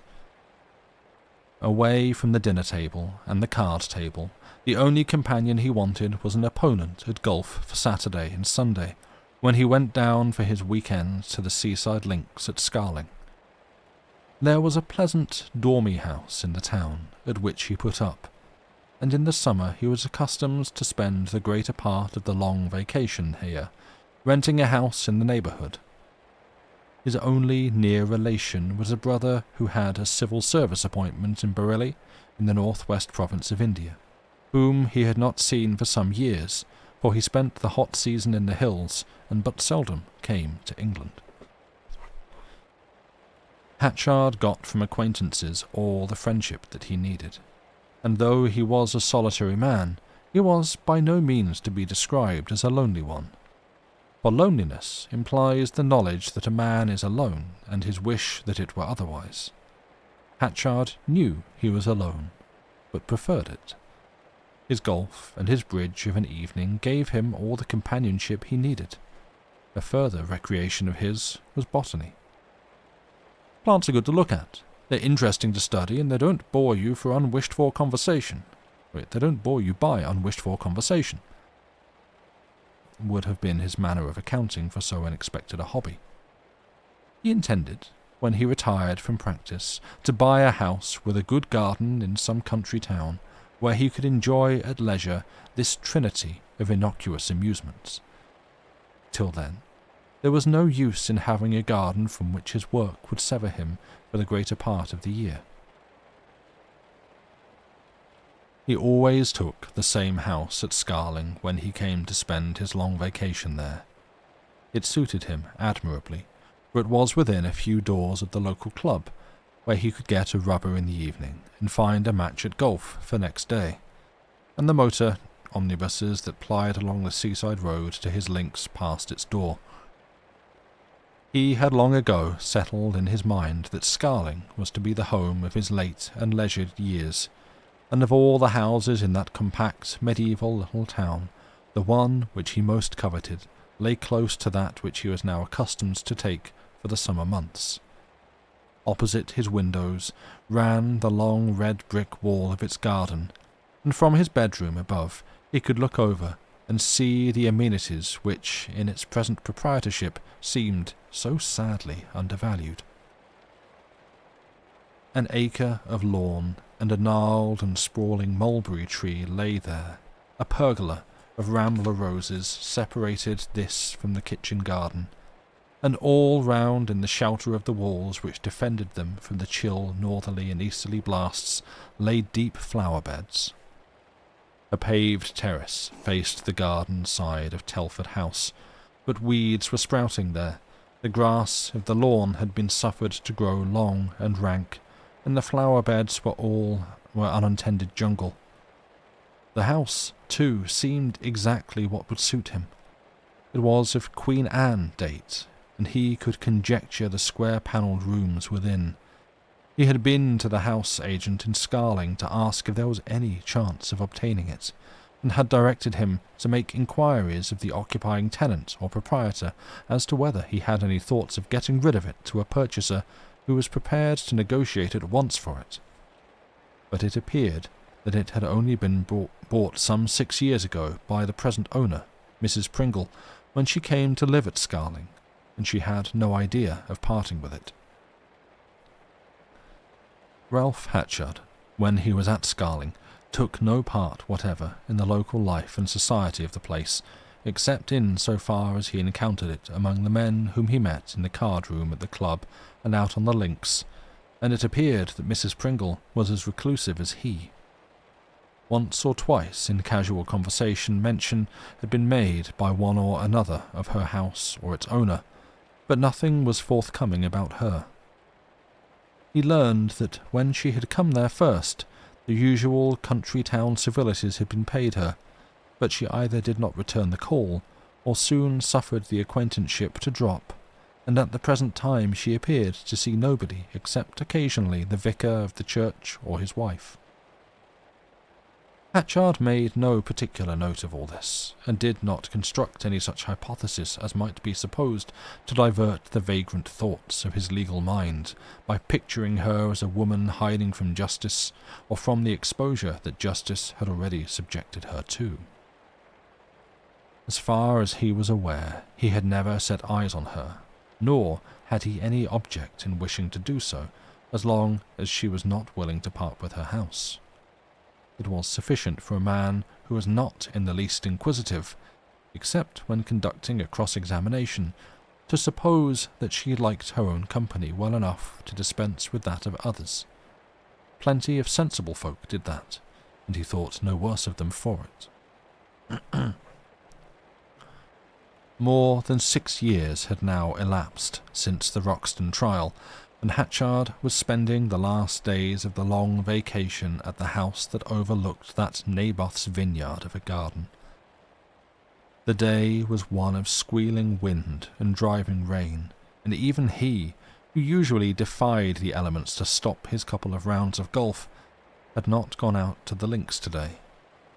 Towards evening, however, it cleared, and he set out to get a mouthful of fresh air and a little exercise, and returned just about sunset past the house he coveted. There were 2 women standing on the threshold as he approached, one of them hatless, and it came into his mind that here, no doubt, was the retiring Mrs. Pringle. She stood side-face to him for that moment, and at once he knew that he had seen her before. Her face and her carriage were perfectly but remotely familiar to him. Then she turned and saw him. She gave him but one glance, and without pause went back into the house and shut the door. The sight he had of her was but instantaneous, but sufficient to convince him not only that he had seen her before, but that she was in no way desirous of seeing him again. Mrs. Grumpound, the vicar's wife, had been talking to her, and Hatchard raised his hat, for he had been introduced to her one day when he had been playing golf with her husband. He alluded to the malignity of the weather, which, after being wet all day, was clearly going to be uselessly fine all night. "And that lady, I suppose," he said, "with whom you were speaking, was Mrs. Pringle? A widow, perhaps? One does not meet her husband at the club." "No, she is not a widow," said Mrs. Grumpound. "Indeed, she told me just now that she expected her husband home before long. He has been out in India for some years." "Indeed! I heard only today from my brother, who is also in India. I expect him home in the spring for 6 months' leave. Perhaps I shall find that he knows Mr. Pringle."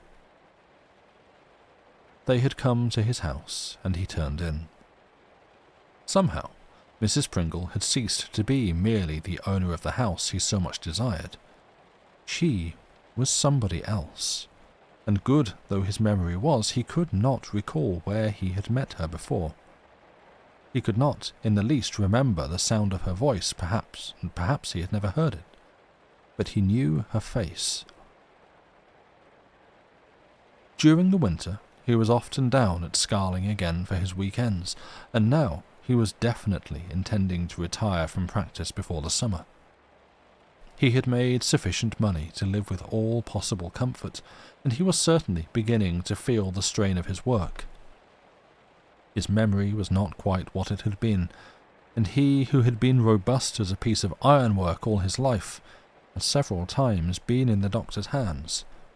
It was clearly time, if he was going to enjoy the long evening of life, to begin doing so while the capacity for enjoyment was still unimpaired, and not linger on at work till his health suffered.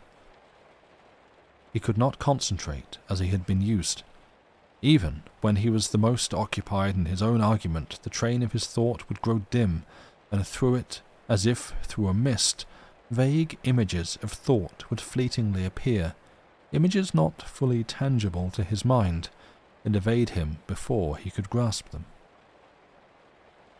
That logical, constructive brain of his was certainly getting tired with its years of incessant work, and knowing that, he longed more than ever to have done with business, and more vividly than ever he saw himself established in that particular house and garden at Scarfing. The thought of it bid fair to become an obsession with him. But yeah, that said Scarfing and Scarling elsewhere. Okay, sorry, the typo was confusing me. At Scarling. The thought of it bid fair to become an obsession with him, and he began to look upon Mrs. Pringle as an enemy standing in the way of the fulfilment of his dream, and still he cudgelled his brain to think when and where and how he had seen her before. Sometimes he seemed close to the solution of that conundrum, but just as he pounced on it, it slipped away again, like some object in the dusk. He was down here one weekend in March, and instead of playing golf, spent his Saturday morning in looking over a couple of houses which were for sale. His brother, whom he now expected back in a week or two, and who, like himself, was a bachelor, would be living with him all the summer, and now, at last, despairing of getting the house he wanted, he must resign himself to the inevitable and get some other permanent home. One of these two houses, he thought, would do for him fairly well, and after viewing it he went to the house agents and secured the first refusal of it, with a week in which to make up his mind.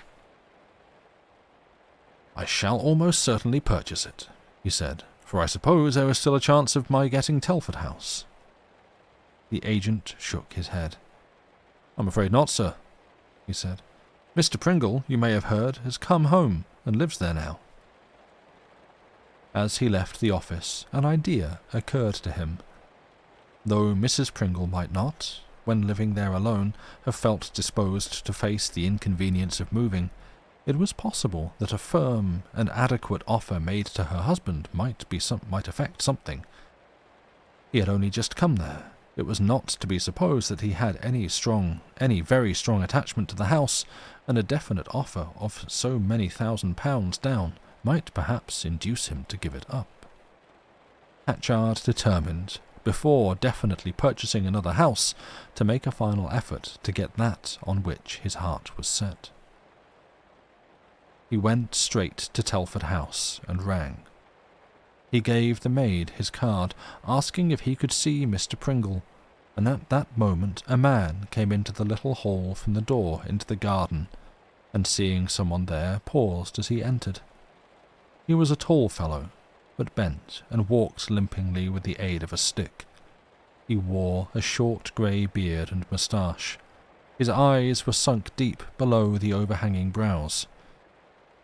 Hatchard gave one glance at him, and a curious thing happened. Instantly there sprang into his mind not, first of all, the knowledge of who this man was, but the knowledge which had so long evaded him. He remembered everything. Mrs. Pringle's white, drawn face as she looked at the jury filing into the box again at the end of their consultation, in which they had decided the guilt or the innocence of Thomas Roxton. No wonder she was all suspense and anxiety, for it was her husband's face that was being decided. And then, a moment afterwards, he could trace in the face of the man who stood at the garden door the shattered identity of the erstwhile prisoner in the dock. But had it not been for his wife, he thought he would not have recognized him. So terribly had suffering changed him. He looked very ill, and the high colour in his face clearly pointed to a weakness of the heart rather than a vigorous circulation. Hatchard turned to him. He did not intend to use his deadliest weapon unless it was necessary, but at that moment he told himself that Telford House would be his. "You would excuse me, Mr. Pringle," he said, "for calling on you so unceremoniously. My name is Hatchard, Ralph Hatchard, and I should be most grateful if you would let me have a few minutes' conversation with you." Pringle took a step forward. He told himself that he had not been recognized. That was no wonder. But the shock of the encounter had left him trembling. "Certainly," he said. "Shall we go into my room here?" The two went into a little sitting room close by the front door. "My business is quite short," said Hatchard. "I am on the lookout for a house here, and of all the houses in Scarling, yours is the one which I have long wanted. I am willing to pay you £6,000 for it. I may add that there is an extremely pleasant house which I have the option to purchase, which you can obtain for half that sum." Pringle shook his head. "I'm not thinking of parting with my house," he said. "If it is a matter of price," said Hatchard, "I am willing to make it 6,500. "It is not a matter of price," said Pringle. "The house suits my wife and me, and it is not for sale." Hatchard paused a moment. The man had been his client, but a guilty and a very ungrateful one. "I am quite determined to get this house, Mr. Pringle," he said. "You will make, I feel sure, a very handsome profit by accepting the price I offer, and if you are attached to Scarling, you will be able to purchase a very convenient residence." "The house is not for sale," said Pringle. Hatchard looked at him closely. "You will be more comfortable in the other house," he said. "You will live there, I assure you, in peace and security, and I hope you will spend many pleasant years there as Mr. Pringle from India. That will be better than being known as Mr. Thomas Roxton of His Majesty's prison." The wretched man shrank into a mere nerveless heap in his chair and wiped his forehead. "You know me, then?" he said. "Intimately, I may say," retorted Hatchard. 5 minutes later, Hatchard left the house. He had in his pocket Mr. Pringle's acceptance of his offer of £6,500 for Telford House, with possession in a month's time. That night, the doctor was hurriedly sent for to Telford House, but his skill was of no avail against the heart attack which proved fatal to his patient. Ralph Hatchard was sitting on the flagged terrace on the garden side of his newly acquired house one warm evening in May. He had spent his morning on the links with his brother Francis, his afternoon in the garden, weeding and planting, and now he was glad enough to sprawl in his low, easy basket chair and glance at the paper which he had not yet read. He had been a month here, and looking back through his happy and busy life, he could not recollect having ever been busier and happier. It was said, how falsely he now knew, that if a man gave up his work, he often went downhill both in mind and body, growing stout and lazy and losing that interest in life which keeps old age in the background. But the very opposite had been his own experience. He played his golf and his bridge with just as much zest as when they had been the recreation from his work, and he found time now for serious reading. He gardened, too, you might say with gluttony. Every morning found him refreshed and eager for the pleasurable toil and exercise of the day, and every evening found him ready for bed and deep, dreamless sleep. He sat alone, for the time being, content to take his ease and glance at the news. Even now he gave but a cursory attention to it, and his eye wandered over the lawn and the long neglected flower-beds, which the joint labours of the gardener and himself were quickly bringing back into orderly cultivation. The lawn must be cut tomorrow, and there were some late flowering roses to be planted. Then, perhaps, he dozed a little. Although he had heard no one approach, there was the sound of steps somewhere at his back quite close to him, and the tapping of a stick on the paving stones of the terrace. He did not look round, for of course it must be Francis returning from his shopping. He had occasional twinges of rheumatism which made him a little lame, but Ralph had not noticed till today that he limped like that. "Is that your rheumatism bothering you, Francis?" he said, still not looking round. There was no answer, and he turned his head. The terrace was quite empty. Neither his brother nor anyone else was there.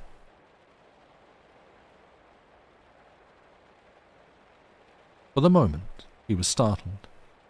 Then he was aware that he certainly had been dozing, for his paper had slipped off his knee without his noticing it.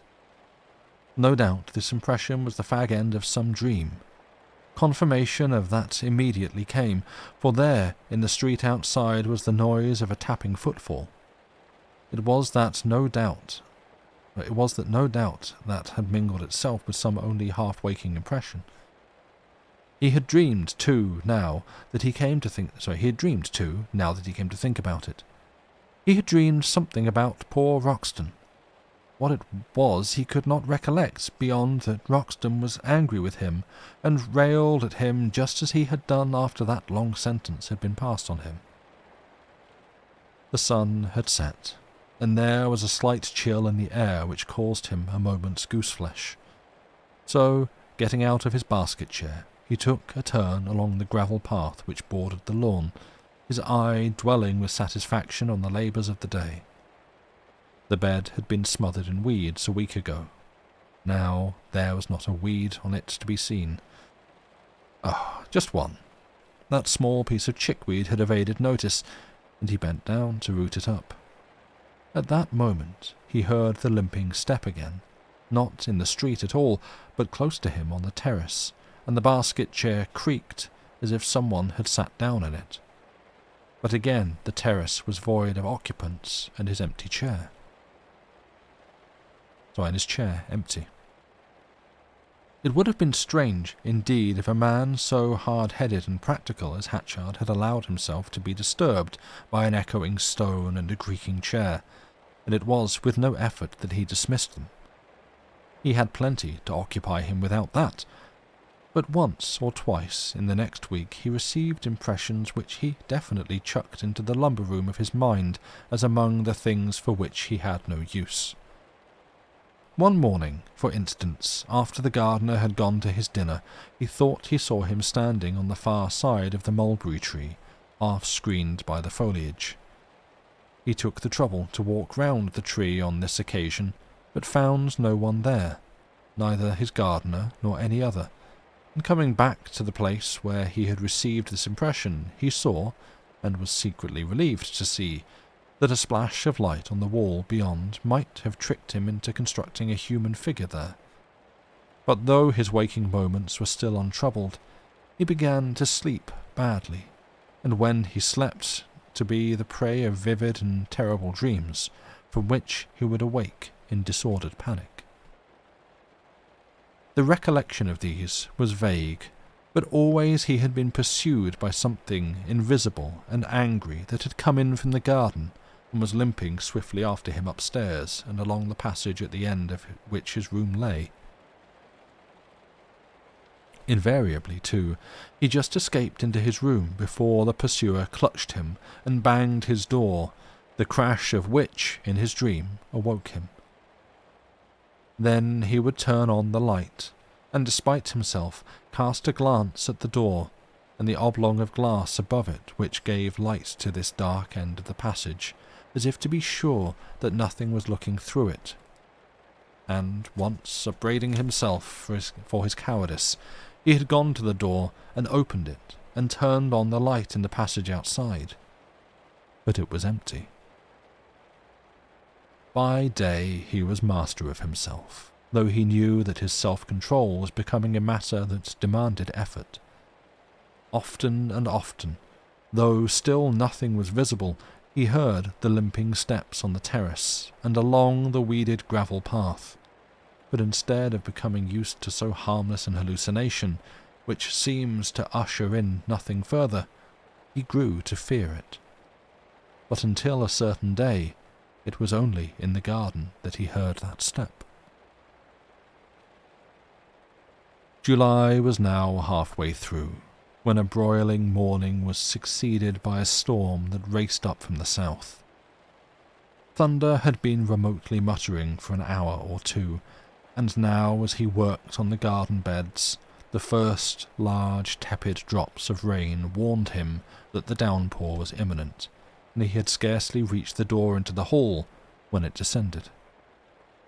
The sluices of heaven were opened, and thick as a tropical tempest the rain splashed and streamed on the terrace. As he sheltered in the doorway, he heard the limping step come, slow and unhurried, through the deluge and up to the door where he stood. But it did not pause there. He felt something invisible push by him.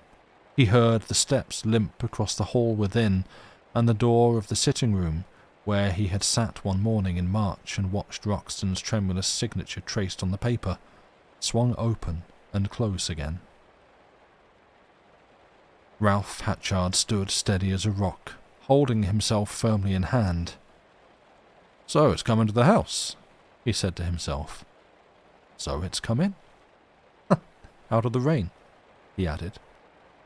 But he knew, when that unseen presence had pushed by him at the door, that at some moment terror, real and authentic, had touched some inmost fibre of him. That touch had quitted him now. He could reassert his dominion over himself and be steady, but as surely as the unseen presence had entered the house, so surely had fear found entry into his soul. All the afternoon the rain continued. Golf and gardening were alike out of the question, and presently he went round to the club to find a rubber of bridge. He was wise to be occupied. Occupation was always good, especially for one who now had in his mind a prohibited area where it was better not to graze. For something invisible and angry had come into the house, and he must starve it into quitting it again, not by facing it and defying it, but by the subtler and the safe process of denying and disregarding it. A man's soul was his own enclosed garden. Nothing could obtain admittance there without his invitation and permission. He must forget it till he could afford to laugh at the fantastic motive of its existence. Besides, the perception of it was purely subjective, so he argued to himself. It had no real existence outside himself. His brother, for instance, and the servants were quite unaware of the limping steps that so constantly were heard by him. The invisible phantom was the product of some derangement of his own senses, some misfunction of the nerves. To convince himself of that, as he passed through the hall on his way to the club, he went into the room into which the limping steps had passed. Of course there was nothing there. It was just the small, quiet, unoccupied sitting-room that he knew. There was some brisk bridge, which he enjoyed in his usual grim and magisterial manner, and dusk, hastened on by the thick pall of cloud which still overset the sky, was falling when he got back home again. He went into the panelled sitting-room, looking out on the garden, and found Frances there, cheery and robust. The lamps were lit. But the blinds and curtains were not yet drawn, and outside an illuminated oblong of light lay across the terrace. "Well, pleasant rubbers?" asked Francis. "Very decent," said Ralph. "You've not been out?" "No, why go out in the rain when there's a house to keep you dry? By the way, have you seen your visitor?" Ralph knew that his heart checked and missed a beat. Had that which was invisible to him become visible to another? Then he pulled himself together. Why shouldn't there have been a visitor to see him? "No," he said. "Who was it?" Francis beat out his pipe against the bars of the grate. "I'm sure I don't know," he said. "But 10 minutes ago I passed through the hall, and there was a man sitting on a chair there. I asked him what he wanted, and he said he was waiting to see you. I supposed it was somebody who had called by appointment, and I said you would no doubt be in presently, and suggested that he would be more comfortable in that little sitting room than waiting in the hall. So I showed him in there and shut the door on him." Ralph rang the bell. "Who is it who has called to see me?" he asked the parlour-maid. "Nobody, sir, that I know of," she said. "I haven't let anyone in." "Well, somebody has called," he said, "and he's in the little sitting-room near the front door. Just see who it is, and ask him his name and his business." He paused a moment, making a call on his courage. "No, I'll go myself," he said. He came back in a few seconds. "Whoever it was, he is gone," he said. "I suppose he got tired of waiting. What was he like, Francis?" "I couldn't see him very distinctly, for it was pretty dark in the hall. He had a grey beard, I saw that, and he walked with a limp." Ralph turned to the window to pull down the blind. At that moment, he heard a step on the terrace outside, and there moved into the illuminated oblong the figure of a man. He leaned heavily on a stick as he walked, and came close up to the window, his eyes blazing with some devilish fury, his mouth mumbling and working in his beard. Then down came the blind, and the rattle of the curtain rings along the pole followed. The evening passed quietly enough. The two brothers dined together, and played a few hands at piquet afterwards, and before going up to bed, looked out into the garden to see what promise the weather gave. But the rain still dripped, and the air was sultry with storm. Lightning quivered now and again in the west, and in one of these blinks Francis suddenly pointed towards a mulberry tree. "Who's that?" he said. "I saw no one," said Ralph. Once more the lightning made things visible, and Francis laughed. "Oh, I see," he said. "It's only the trunk of the tree, and that grey patch of sky through the leaves. I could have sworn there was somebody there. That's a good example of how ghost stories arise. If it had not been for that second flash, we should have searched the garden, and, finding nobody, I should have been convinced I'd seen a ghost." "Very sound," said Ralph. He lay long awake that night, listening to the hiss of the rain on the shrubs outside his window, and to a footfall that moved about the house. The next few days passed without the renewal of any direct manifestations of the presence that had entered the house, but the cessation of it brought no relief to the pressure of some force that seemed combing in over Ralph Hatchard's mind.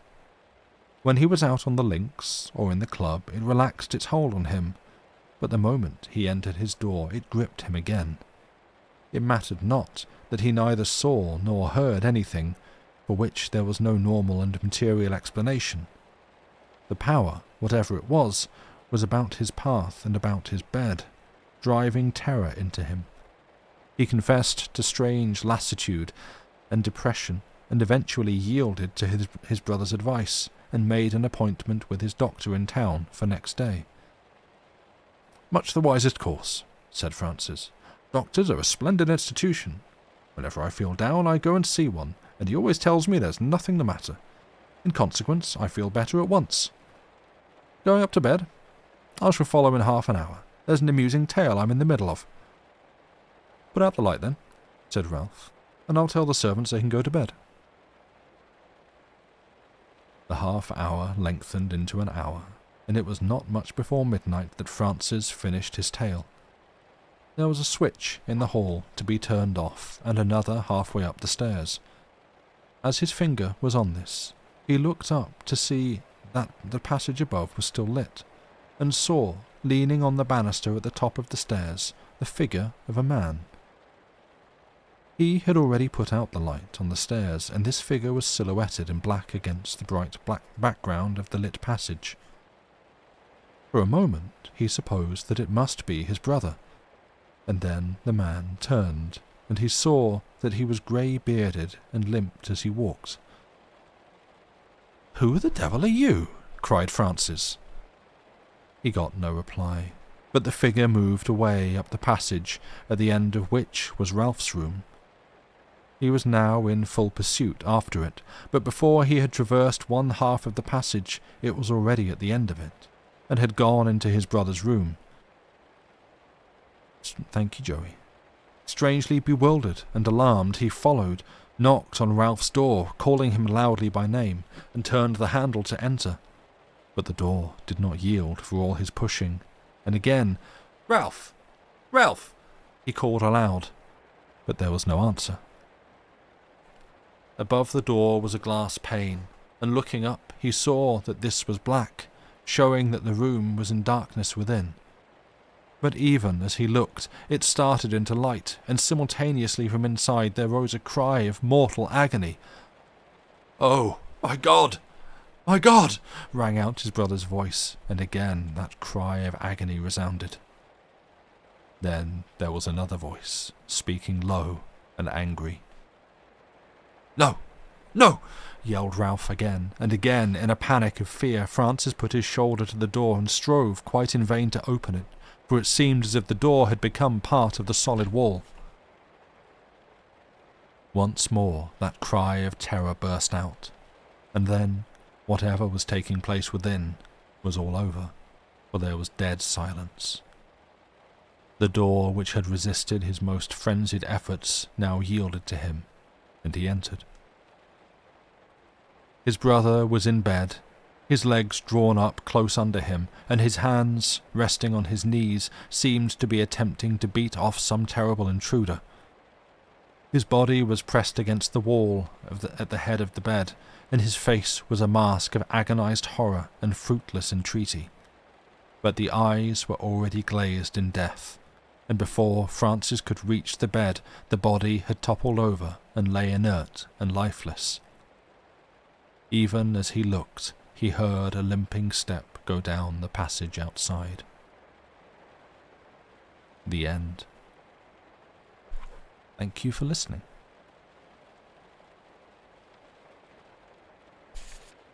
Bum bum bum.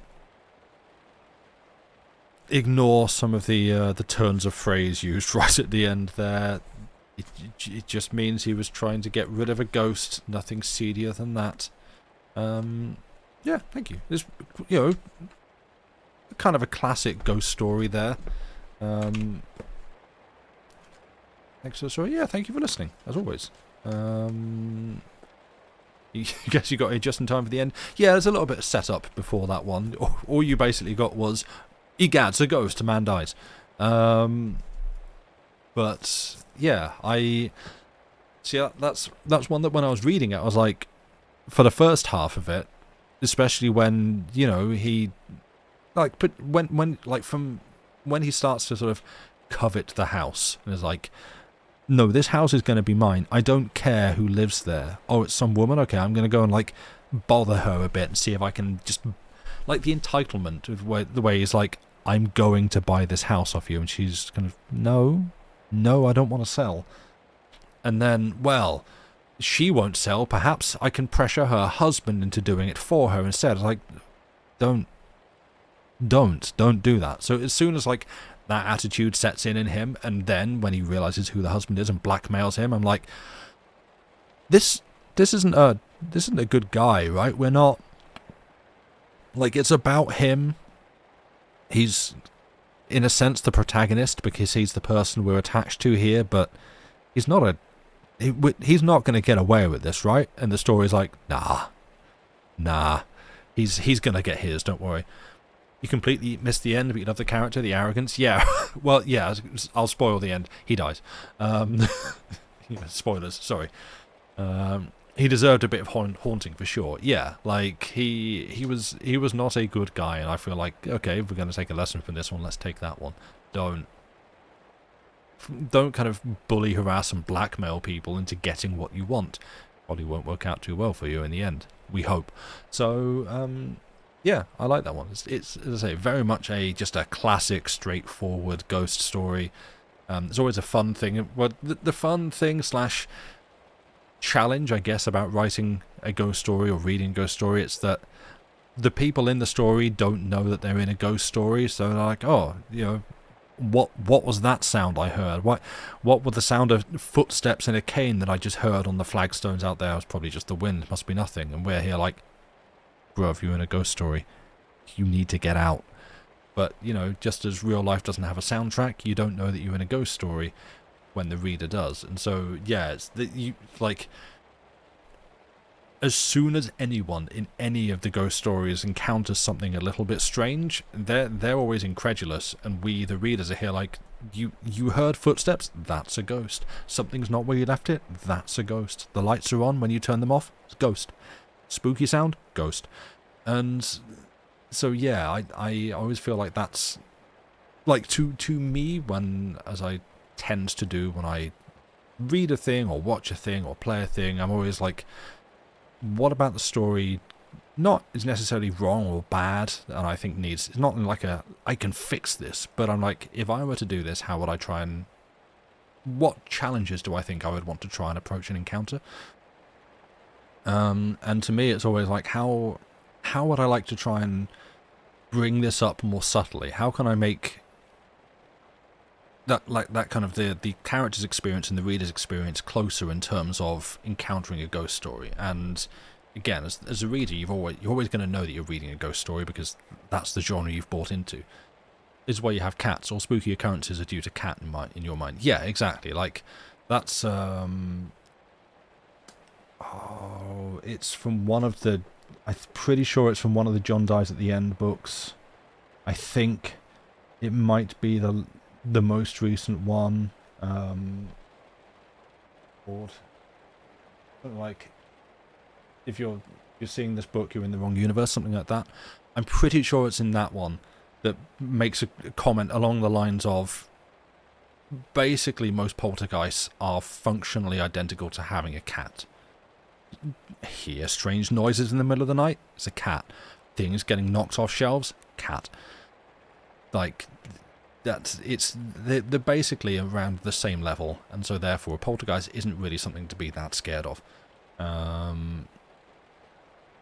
You love classic horror because the message is usually, don't be a dick or you'll be sorry. Yes, exactly. There is that to them, and this isn't like again, whenever I sort of get into the mindset of, how would I change this? How would I approach this challenge? And what would I do differently? It's not to like say that this is bad or I could do a better job. It's just like, what would I do differently? But yeah, there is definitely something to be said about just the simple classic functionality of, hey, this guy was a jerk. He frankly was completely thoughtless and careless, and caused this other person to die, and then got haunted by his ghost and died back. Like, that's, two ghosts haunting each other forever. It's fine. It's simple. It's functional. It's effective. It works. And I like the story. It's good.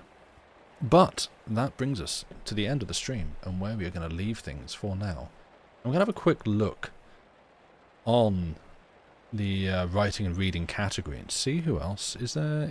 Is there someone on there? There's not going to be anyone that we know, but we've made some nice friends by raiding along on the tags before. That's how we found Billiam. And all the very many channels, frankly, that I found through Billiam raids. So let's see if we can go make a new friend tonight. I think. Oh, is there anyone? Dang, are we? Chat. Well, we've got the most viewers on this topic. Hell yeah, let's go. We're sticking around. This is great. What Someone doing cozy library building. Writing stream. Do we want to do this? Do we want to... Wait, where do we want to go? Oh, someone reading some Pratchett. Reading some Discworld. Hey, chat, you want to go? You want to go see someone reading some Discworld? Top 1% of writing and reading. We're a big deal over here. I mean, if Twitch is going to make a topic for us, we might as well, like... Wow, this is really conceit. Okay, now I'm really anxious because like you raid somewhere and then they come and say like, oh, who's this channel that raided us? And it's like, oh wow, this guy's really full of himself. No, Hi, if you're the channel that we've raided over to you and you're listening to this ending spiel, we're extremely humble. We're grateful for anyone that tunes in and listens to us, and we hope that you're chill and lovely too. And we are extremely self-effacing and just taking the piss out of ourselves. Right, we're gonna go. I'm gonna raid over to a channel that is called Vast Asynchronicity. I'm gonna have to put that into chat. I don't know who they are. I don't know what they're like, but let's hope they're lovely. I'm gonna go over and say hi. It's a good name. I now have to try and remember how to spell whilst live on air. I can say it. I can read it. Asynchronicity. Did that? Yes, that went through. Great. I don't know who this channel is, but we're going to go see him. We're going to say hi. It looks like they're reading some Discworld, so let's go and get some Discworld. Hell yeah. Thank you all for being here. We should be back on Wednesday, I think. Lucy will be here to read you some more Turn of the Screw, the classic Turn of the Screw. And then I'll be back next weekend with more things. Some more short stories, maybe some Poe. I've been talking about doing the Telltale Heart again and probably some other stuff, because that's not going to fit a whole stream. And yeah, we will see you on the next one. Thank you all for being here. You've been a wonderful, lovely audience. Go say hi on the raid, tell them who we are, and pay attention to who they are. And yeah, probably chuck them a follow. I don't know. I'm going to go do that. And we'll see you on the next one. Goodbye, good night, be well.